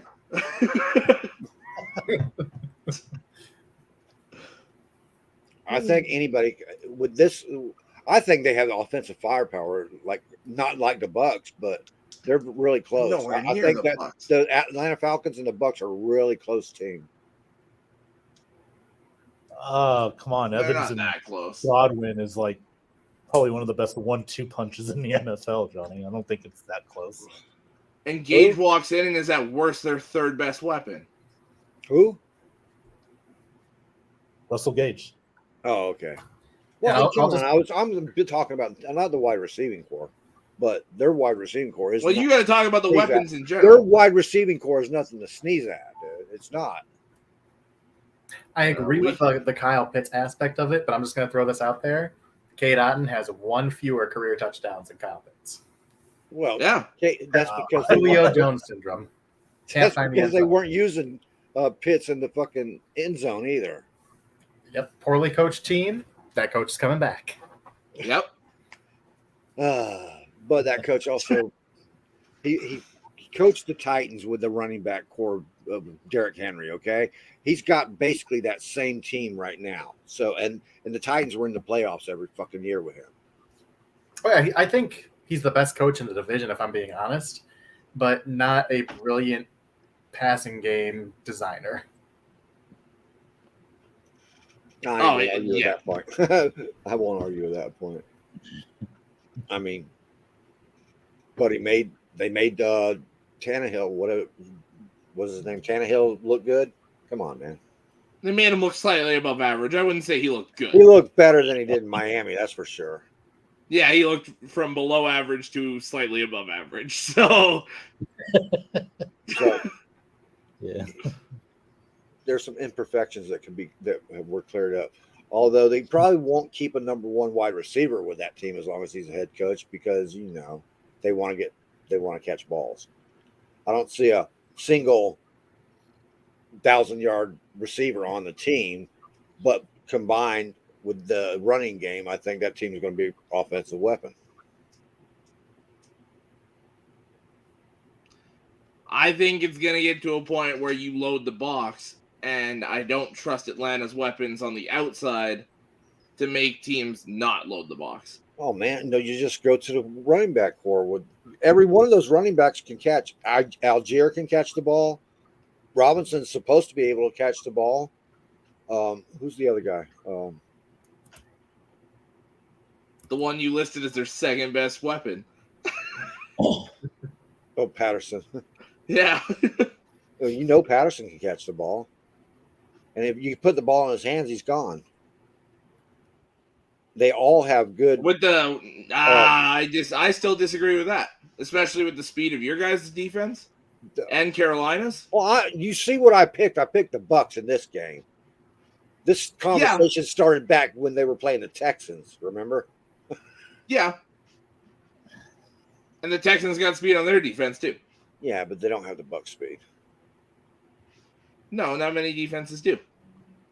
But I think you're vastly underrating the Texans' defense. No, I'm not underrating their defense by no means, especially with D'Amico Ryans as their head coach now. But it's a new system, new coaching, and they just lost D-Hop. No, shit. I was going to say they lost D-Hop years ago, my guy. They lost somebody. I know they did. On which side of the ball? Both sides. Have you gone through the list of their losses and gains this year? No. Let me go take a look. I didn't mean to be in here this long. I just wanted to yell at you.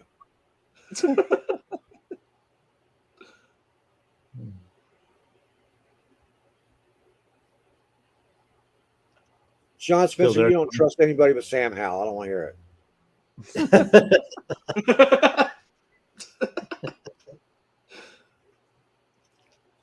I would trust Baker a little bit more if all the news coming out of there was more about his skill on the field and not his moxie. I keep hearing about he's got moxie. He's got moxie. Well, hell yeah, a lot of people got moxie. We knew Baker Mayfield had moxie coming in, but when I keep hearing about the skills competition, I'm hearing everybody's like really liking Trask, but the head coaches keep talking about, oh, we really love his moxie. We really love Baker's moxie and stuff.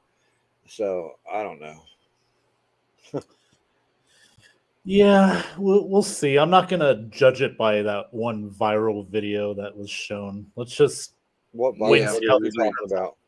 The one where neither quarterback could hit a receiver within 10 yards. Oh, Yeah. I haven't seen that one yet. I'm shocked because that is everywhere. I've seen it like 15 times. Both Trask and Mayfield missed receivers by like 5-10 yards.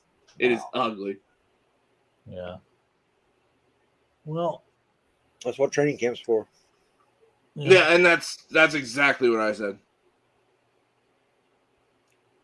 And plus, you got Wow. one. I for haven't that even this- seen. What kind of moxie does Hal have? Yes, Have you- Commander I Moxie. haven't really seen anything stand outish about his moxie. He has Commander Moxie, Johnny. Okay. Oh, okay. Well, he's going to have to lose that because they're not going to be the Commanders no more. I know. So that's exactly right.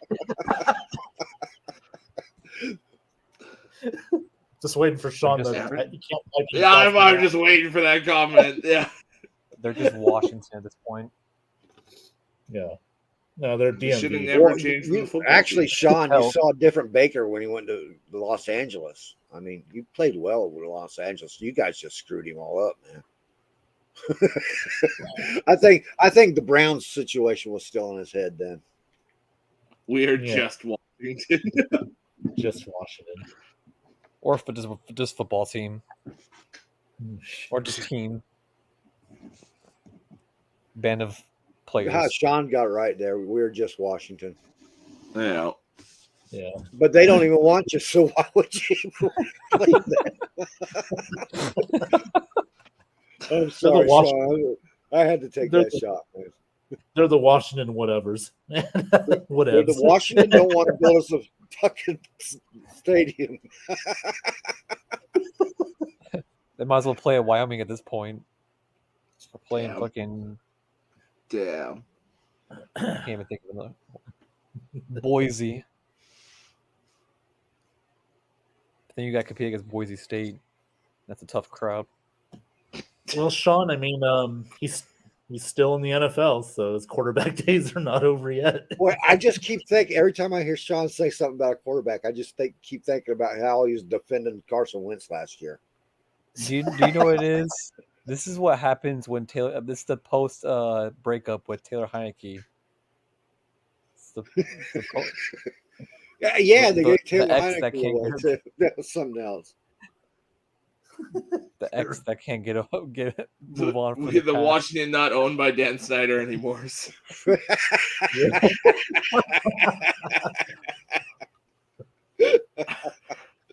Ugh. Well, I hope you guys make a better memorial for Sean Taylor because Lord knows y'all You couldn't do that, fucking guys. better. Yeah. Oh, by the way, Alec, I didn't get to say it yet, but congrats, dude. Oh, appreciate it, Johnny. I've been watching you tonight, man. You've been kicking it. Yeah. Yeah, it's don't blame me, blame the mimosas. They are I'm good. kicking in. Oh, the mimosas are kicking in. Oh, they're Well, all right. Before every show, take mimosas, man. Yeah. Yeah. I You can't- back I and can't- hop on?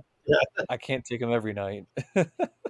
No, just every No, we're Thursday. not asking you just for this show. Yeah. And my show, Yeah. too. Just Oh, Thursday and Thursday, Friday. Friday, back-to-back Look. nights. Look, Sean made me say I was wrong about whatever the hell I put that video up about. Oh yeah, when I was saying that Greg Roman was going to be their OC and shit. Yeah, okay. Oh, yeah. I wonder why Alec was so talkative. Yeah, and that's my 13th reason. It's a good job, man. I like it. Damn, Alec. Damn. I'm going back Don't out now. worry. You guys have fun. All right. All right, Later, thank you. Johnny. All right. Let's move on to the next game now. They go back-to-back road games here. Again, they go to Tennessee. The Arthur Smith revenge game.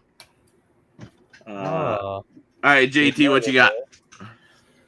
So I think the Titans are a pretty top-heavy roster. I really love their top-end talent, like, Jeffrey and Kevin Byard. But this team is not good top to bottom. And I think Mike Vrabel is one of the most overrated coaches in the league, and I think he's going to be fired before the year's end. So I'm going with the Falcons. Jesus. Wow.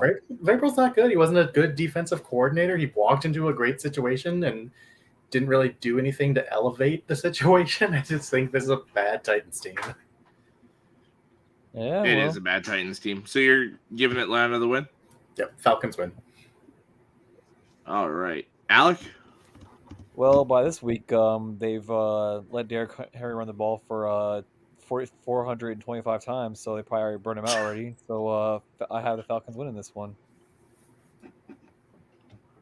All right. Like, when you look at the offense, all you can think of is Derrick Henry, and that's all I have.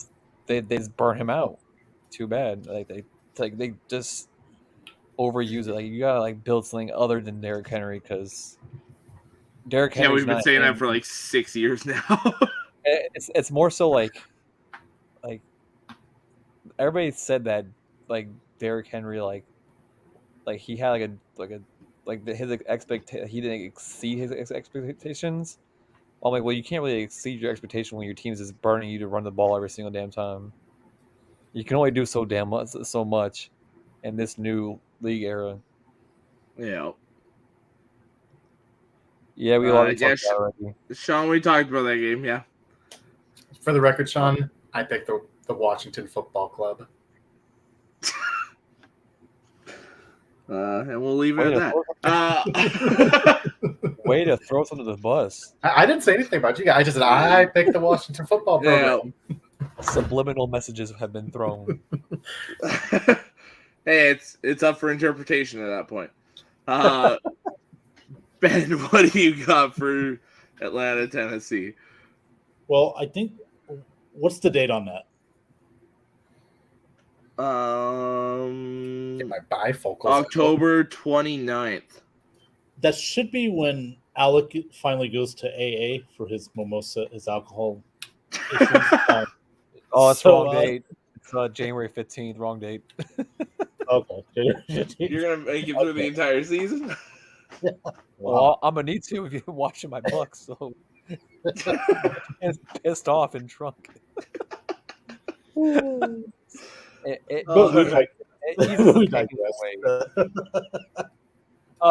the pain.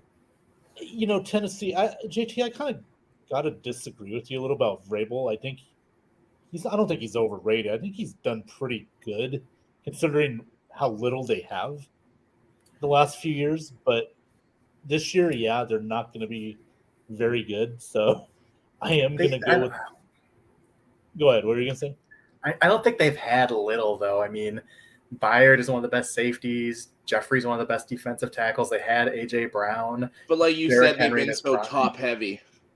Yeah, they have been top-heavy. I feel like Derrick Henry prime was just so good. He carried that offense in so many ways. And, they've got good defensive pieces. Like Harold Landry's another guy who I haven't mentioned. They had Bud Dupree. Like, they had talent there, but some of that's faded away, and there's just not a lot of depth after that. I think he just walked into a playoff team, and he had talented players in their peak, and he really didn't do anything with them.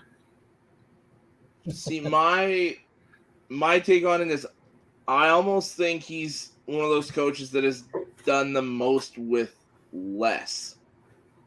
Yeah. Because, I mean, you look at it, we said the roster's been so top-heavy, and yes, we've had Derrick Henry, but for me, it's mainly that defense has been solid pretty much the entire time he's been here. It's not as much for me the offensive side. I mean, that offensive line was nasty. Now they're just old, decrepit, and now they're rebuilding it. I kind of agree with you on the fact of the quarterback and receivers. He hasn't really done anything to develop anything there. Now, part of it is the GM hasn't brought in the right guys, in my opinion. But I don't know. I think I'm kind of in the middle of you and Ben. Like, I don't think he's like a top-tier coach, but I don't think he's one of the most overrated guys. I think he's just kind of somewhere in the middle. I see him as like a defensive Jim Caldwell. He's there. He's manning the ship. Everyone respects him. I don't mind that comparison. What does he really do? I don't mind that comparison. Well, Alex, if you being between me and JT as one of your fantasies, let's kind of not talk about that. Pick the damn game, Ben. But I digress. As far as my pick in this game, I'm going to go Atlanta. I just think they're a little bit better, and Tennessee will be by that time. So, yeah, give me a road win for the Atlanta Falcons that week. Yeah, I'm right there with you guys. I've got Atlanta beating Tennessee. I think Tennessee is going to be a top 10 pick this year. I don't think they're very good at all. So through 8 games, we'll say the records quick. Alec has them 500 at 4-4.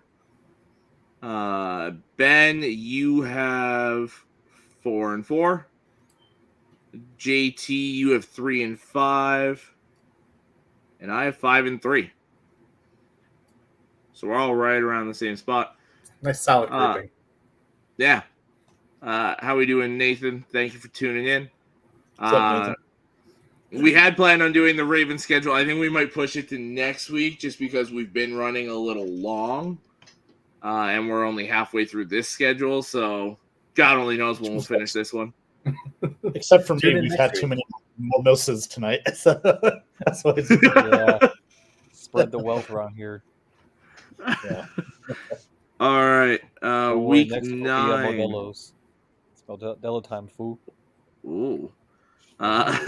Week 9, they host the Minnesota Vikings. JT, what you got for me? I'm actually going to take the Falcons in the upset special here. Vikings defense is bad. I really like the AJ Terrell and Jesse Bates matchup going against Justin Jefferson. I mean, that's going to be just a clash of titans in terms of game within a game. I'm going with the Falcons in that running attack. All right. Alec?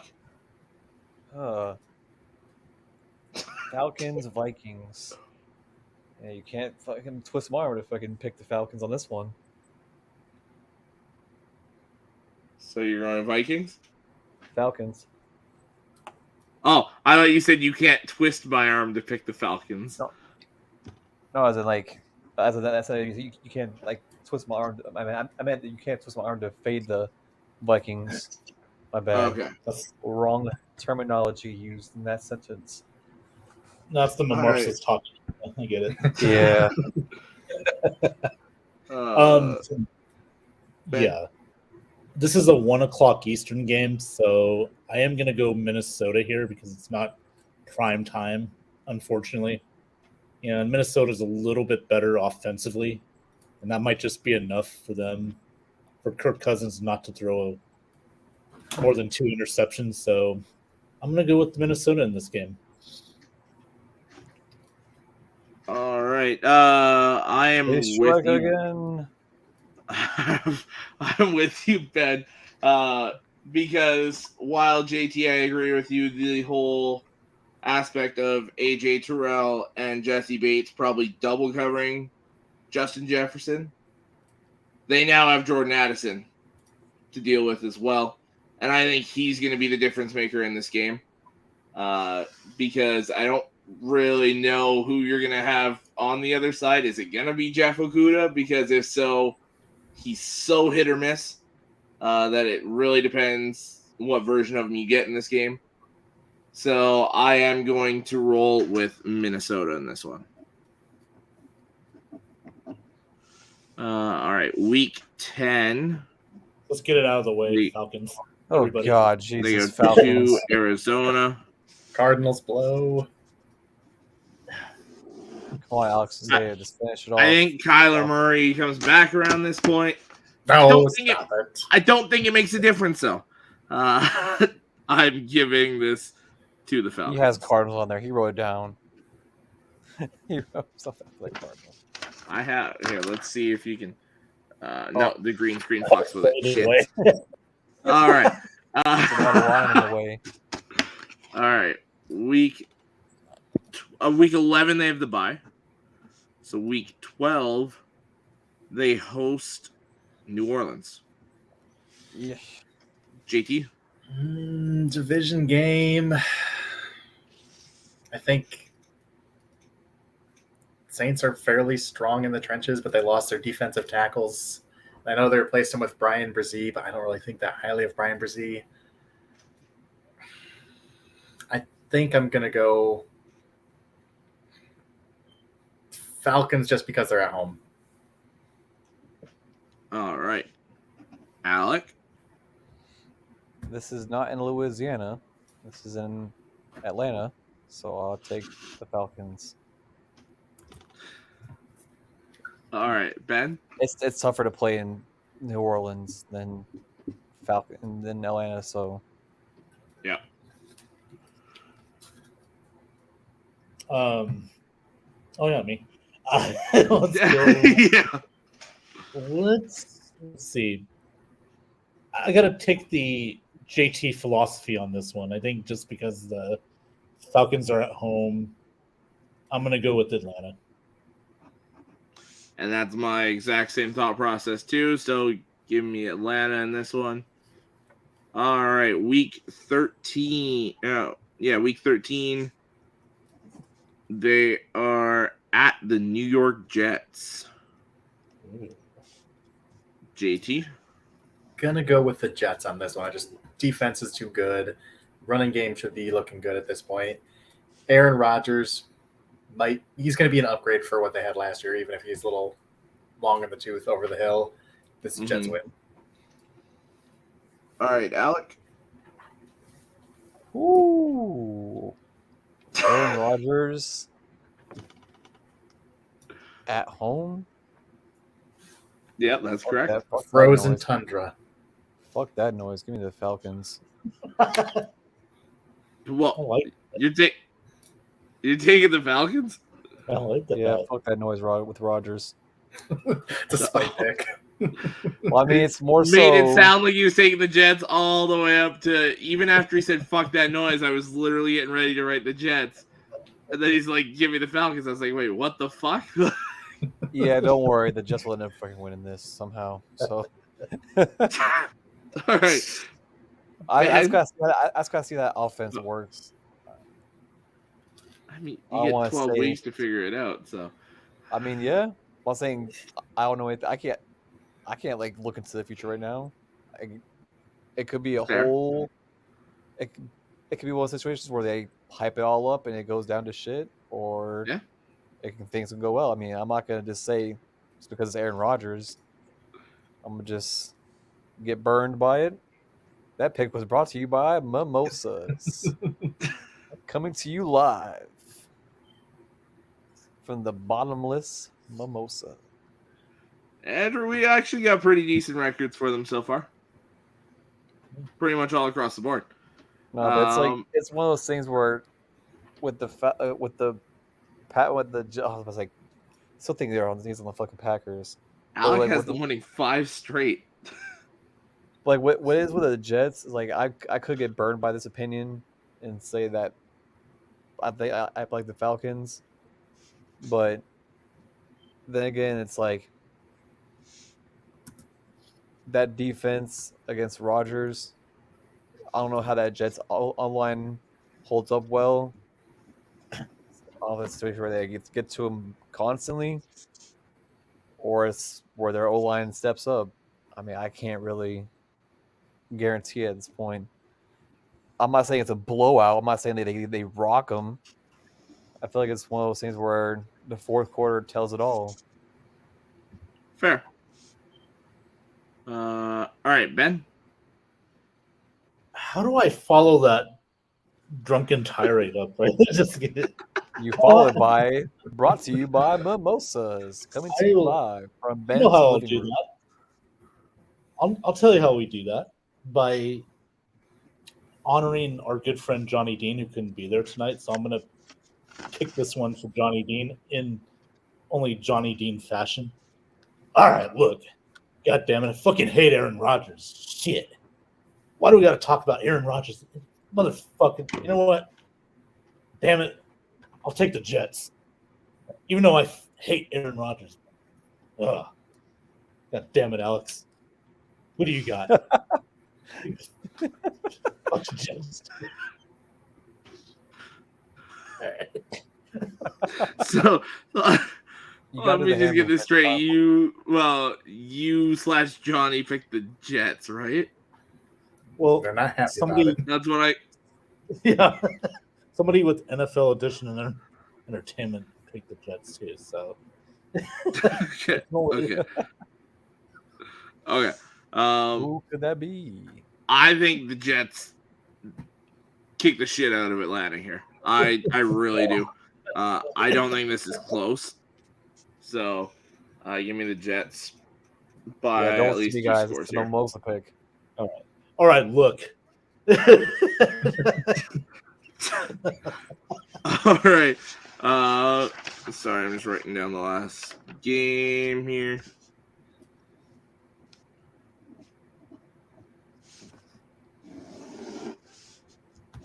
Gosh, I actually have them winning 5 straight. Maybe it's the freaking Mimosas. Gosh, what? Well, Johnny, I mean, we both agree. Yeah. You know. Gosh, I actually have them fucking winning 5 straight. What the All fuck? right. Fuck, because it's about to be a 6 straight. All right. Atlanta hosts Tampa week 14. JT, what you get? I'm going to stick with the Bucks with this one, even though it's on the road.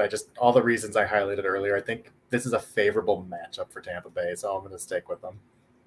All right, so you got Tampa pulling off the sweep of the Falcons this season. All right, Captain Mimosa, what you got for me? I'm taking the Bucks. Fuck the streak. Can't have them winning 6 straight. So you also have Tampa pulling the sweep of Atlanta this season. Ben, what you got for me? Oh man, you guys are so unbiased with your picks tonight. I'm very proud of you. I highlighted reasons. There were facts. He did. Well, It's because I picked the Falcons 5 straight games. I had to JT, you had to cut that shit are you off sooner or drinking later. mimosas in that bottle? Oh, so it was fine for you to give the Bears 12 wins, but having Atlanta win 5 in a row was too much for you? Hey, the Bears are here to shock the world, all right? Oh, okay. So Shock the world to miss the playoffs. I'm probably going to get a lot of heat for this from Bucks fans, but I think I'm actually going to pick Atlanta in this game. They just play us too close, seems like, the last few years, and I think they're due for one, and I think this could be a game where the quarterback play could be like what we saw earlier in the week during training camp. I mean, this could be one of those games, Yeah. Like, you kind of expect the Bucks to win, He but said, "Shut up, Ben." it isn't really. Well, fuck you too. It's a talk show, goddammit. We talk. You don't tell the host to shut up. You want a silent show? Hey, Alex, can you do me a favor? Put that schedule back on the board, please. Yeah, I got you. All right, thank you. There we go. It was a little uncomfortable. Yeah, I know. It's hard to remember which games are being played, so it's kind of... Yeah. I don't care if it annoys people or not at home in this. What? Damn, that mimosa's rubbing off on me, man. Hey, man, It's just... Contact drunk. disease. Yeah. It's contagious disease. I'm sorry. All You right. just gotta let the vibes settle in there. I agree with you, Ben. I got Atlanta beating Tampa here. One of those weeks. Throw that Why does it back keep going on and off? because Johnny was the one that asked for it to come down, and then I keep throwing it back up. He keeps taking it down. Just got to add some music to it. All right. Yeah. All right. Week 15, they go to Carolina. Are you sure they go to Carolina? I can't see the schedule. It's not the music I was picturing. No. No, that was they got, Alex. That was Alex's music at night when he's that's the Zen. He's thinking about Oh, yeah. Night I drive, know it. lo-fi. Out here chilling with Pad Thai. Yeah, all right. Week 15, they travel to Carolina. Okay. Johnny likes to feed the ducks, I guess. That's the name of that song. He's He just playing played. fucking Deshaun Watson's walk-in music. Yeah. All No, right. that's the JT, Falcons at Panthers. What do you got? I'm going Panthers. Bryce Young's had some time to get his feet wet in Carolina. Split that matchup. All right. Alec? I have Panthers winning this one, splitting the series. It's more so it's like where the Panthers, like obviously the situation where they were playing in the beginning of the season. I mean, it's Bryce Young's first start. I feel like this is where Bryce Young's fully like locked into the system, knows how to run this offense, hopefully, Lord willing. And it's a typical NFC South Division matchup. I feel like it's where they get that split series, get the win. Shit, you could probably see a lot of interceptions. Probably not. Well, I'm willing to back up Bryce Young in a repeat matchup mid-season because I can't really see myself taking him in the beginning of the year. This is where they lock in towards the end and everything's fully running. Fair. All right, Ben, what do you got? You know, Alec, I'm sorry. You know, he is so sharp that he mentors porcupines on weekends. Man, he's Thanks, Benjamin. so sharp. Man. Yeah, I also feed the seals. That's right. Man, I'm telling you. In Guam, you would be considered a passion fruit there, Mr. Schomber. So, and in Florida, you'd be considered an orange. Oh, I appreciate it. Right. So, my pick, I'm going with the Kitties. Going with those Kitties. Right. I think they're going to take down the Falcons, split the season series. Yeah, I'm right there with you. I think Carolina's defense is nasty, and they'll lock down Atlanta in this game. All right, week 16. Okay, Deshaun Watson just pulled up. They host the Indianapolis Colts, week 16. JT, what you got? I'm going to go Colts here. I like the Colts front seven. I think at this point in the year, we're going to be seeing some really high flashes of Anthony Richardson. You know, he's a rookie. He'll have his feet wet at this point. Jonathan Taylor, that offensive line. I'm going with the Colts.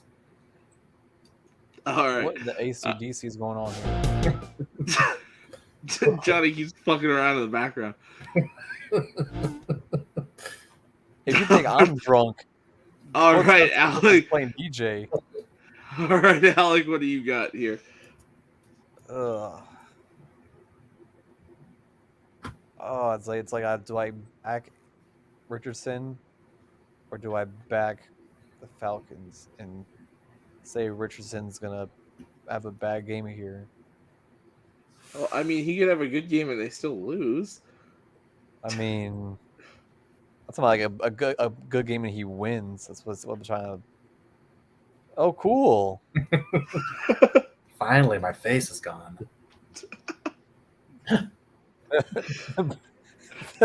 Never mind. I'm looking at my fucking mouth shut. I was gonna say something, but I'm like, cancellation. How about you say who you're picking in this game? I was gonna pick the Falcons. I mean, okay. Someone's having a little too fun back there. Wow.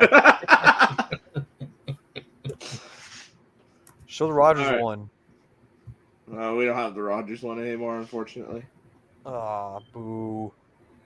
Well, fuck. There's that one. All right, Benjamin. Ben, what do you got for this game? Where were we at? That dumbass. How dare you talk about my ass that way, Johnny? Atlanta hosts the Colts. I showed you at one time, and you're. I'll never do that again. No, okay. So we got the Colts, right? Yeah. And this is in Atlanta, Christmas Eve. Correct. Um, For those of you that are wondering, here's the schedule.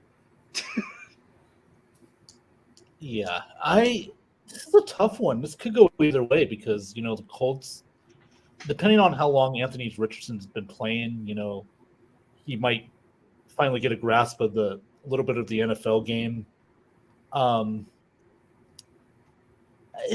Boy, this is where I wish I had a mimosa right now. I really do, or 4 or 5 of them. They're top tier.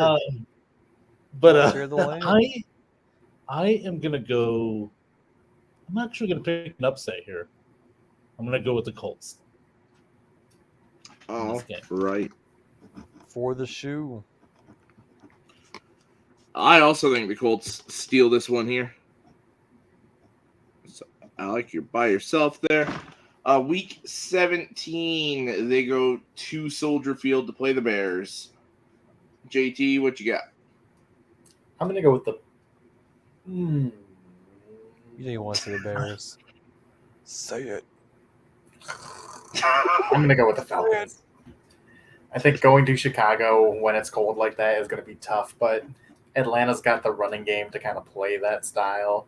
The Bears are probably out of the playoff hunt at this point, and I don't know that the Falcons are, so I'm going to go Falcons with more to play for. Fair. And all right, just gave me my reason to take the Bears. Because the teams with no playoff hopes tend to be the ones that ruin shit. I feel like it's one of those games where you see that team has nothing to play for, and you've seen teams that have. They always say that they always use that narrative of it's a must-win game, but then the other team that's out of the playoffs, they can give half a fuck anymore, and they are willing to ruin a playoff spot for that team. And I'm willing to back Justin Fields in this situation. All right, Ben, what do you got? Well, they're going to Chicago, cold weather. The running game is going to be very vital for both teams. This is where I'm going to go with the Bears in this one, a close game. But we're also going to see the beginning of the demise of one Arthur Smith because he is on the hot seat this year in Atlanta, supposedly. By this time, December 24th, January or the 31st, he will have griddle marks on his ass because the seat's going to be very hot. Jesus Christ. And yeah, I got the Bears in this griddle. Game. Yes, griddle. Did you say McGriddle, Alex?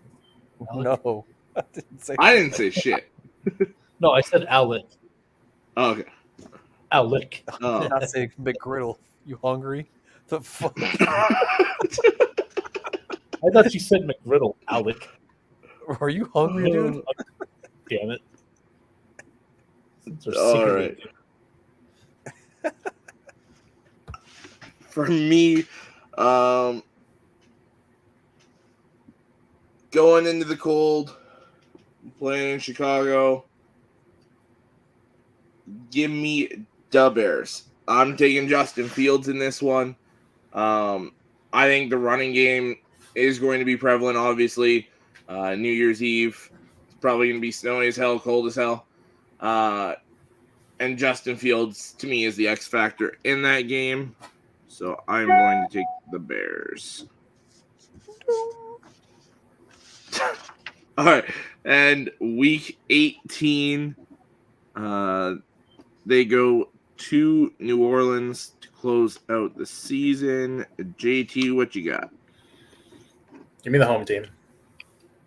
All right. Ben? Oh, are you going to go with me first? Or? Oh, sorry. Alec? Oh my gosh, the drunks is spreading around.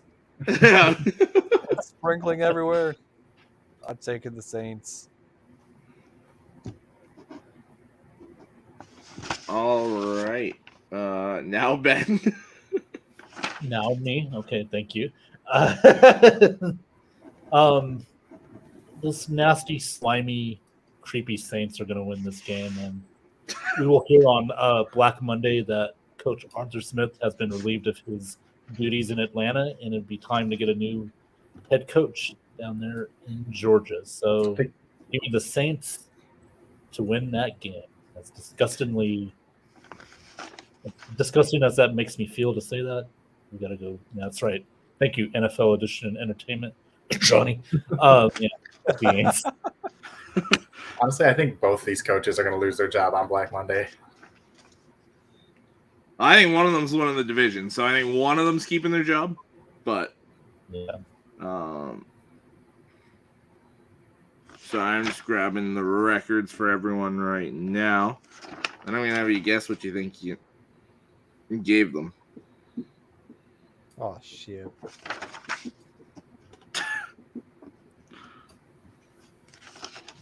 Might as well have Alec walk a straight line too, Alex, if you're going to do that. Try to touch his nose with his finger. So we were all very close to each other. JT, you want to guess your record first? I know I gave him a 4-game winning streak at one point in the year, so I'll say 8-9. You did give him a 4-game winning streak, but it only led to 7-10. So it goes. Yeah. Alec, you want to guess your record? Shit. 9-8. I'm guessing since I gave him basically 5 wins here, 3 wins in the beginning. Yeah, you did give him a 9-8 record. Holy hell! I didn't even write that shit down. That's the crazy part. Ben, you want to take a stab at the record? 7-10. Yep, you gave him 7-10. Jesus, I gave him above 500 record. Jesus, I hate myself. And you were the only one because I ended up with an 8-9 record. I hate myself for that. It just looks hot. Still gross. I gave him above 500 record. I actually thought I'd be higher on the Falcons than what my record came out to be. So, and for reference, when we did the Bucks on schedule release night, Alec and Ben, you guys both gave the Bucks a 7-10 record. So it's going to be a bad division, guys. I wasn't here for that show, but mark me down for 9-8. 9-8 for the Bucks. Okay. Yep. With possibility of winning up to 11. Uno, dos, tres, cuatros.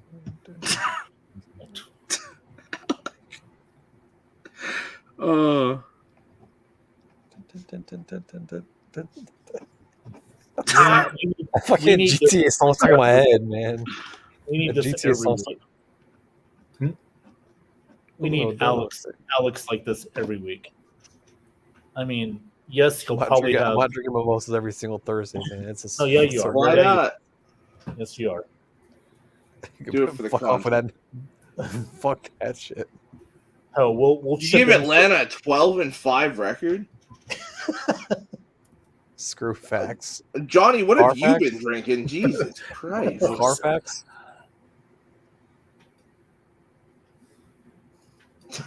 Shut out, Alex.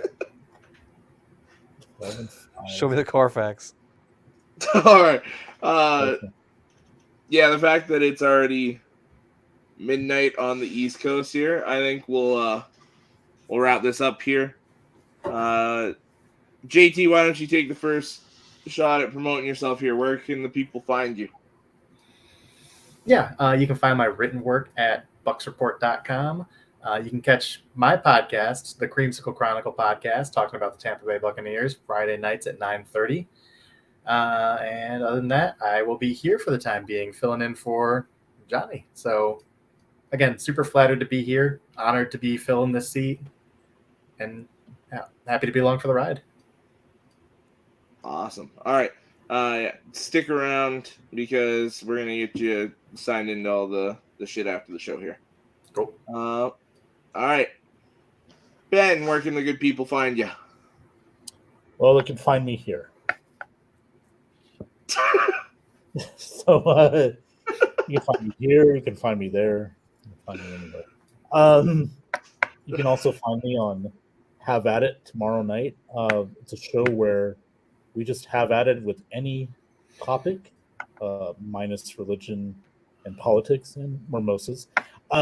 So we talk about anything. I will put the StreamYard link into the comments section if anybody has the courage or they don't feel like they're violated for coming on to this show. We can just sit back, relax, and just joke around with any topic, sports, entertainment, wrestling, movies, 80s, stuff like that. And also, I will be doing another episode pretty soon of Let's Buck with Ben. It's a Tampa Bay Buccaneers show, strictly Buccaneer talk. Probably within the next few weeks. This is seasonal, so once we get to training camp, regular season, it'll be a weekly show.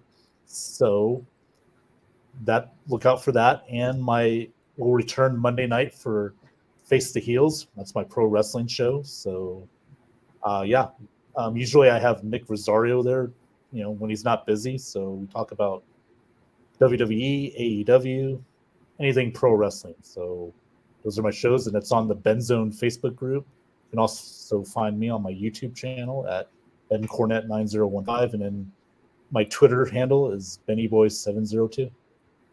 That's all. All right. And Alec, you want to promote your Twitch or anything going on? Well, I have nothing this week. I have work a lot the next couple of days, so I will not be streaming this week. Now, when you say work, do you mean... No. Yeah. I got Uncle Sam has me for the weekend. Whoa. Naughty, isn't he? The government Sounds like an intriguing new video. Yeah, it's getting down with politics. Whoa. Ooh. Oh, I say that's more than politics there, Mr. College. Mimosas being involved. All right. Sunday nooners. All right. And I'll just take a quick second to promote all my shit. So obviously you can catch all of us here Thursdays for the NFL edition. You can catch me most Fridays on the North Sports Dynasty Network for the North Sports Dynasty Show. You can catch me either Saturdays or Tuesday nights, Saturday mornings or Tuesday nights, just based on when we can do Saturdays, with Sean Spencer for Let's Talk College Football. And once the season gets rolling and there's actually shit to talk about, you'll catch me Tuesday nights for Restoring the Roar, my Lions show on the North Sports Network. You gotta give that roar. You gotta give that roar before after saying Restoring the Roar. Kind of like that. No. Maryland when the MGM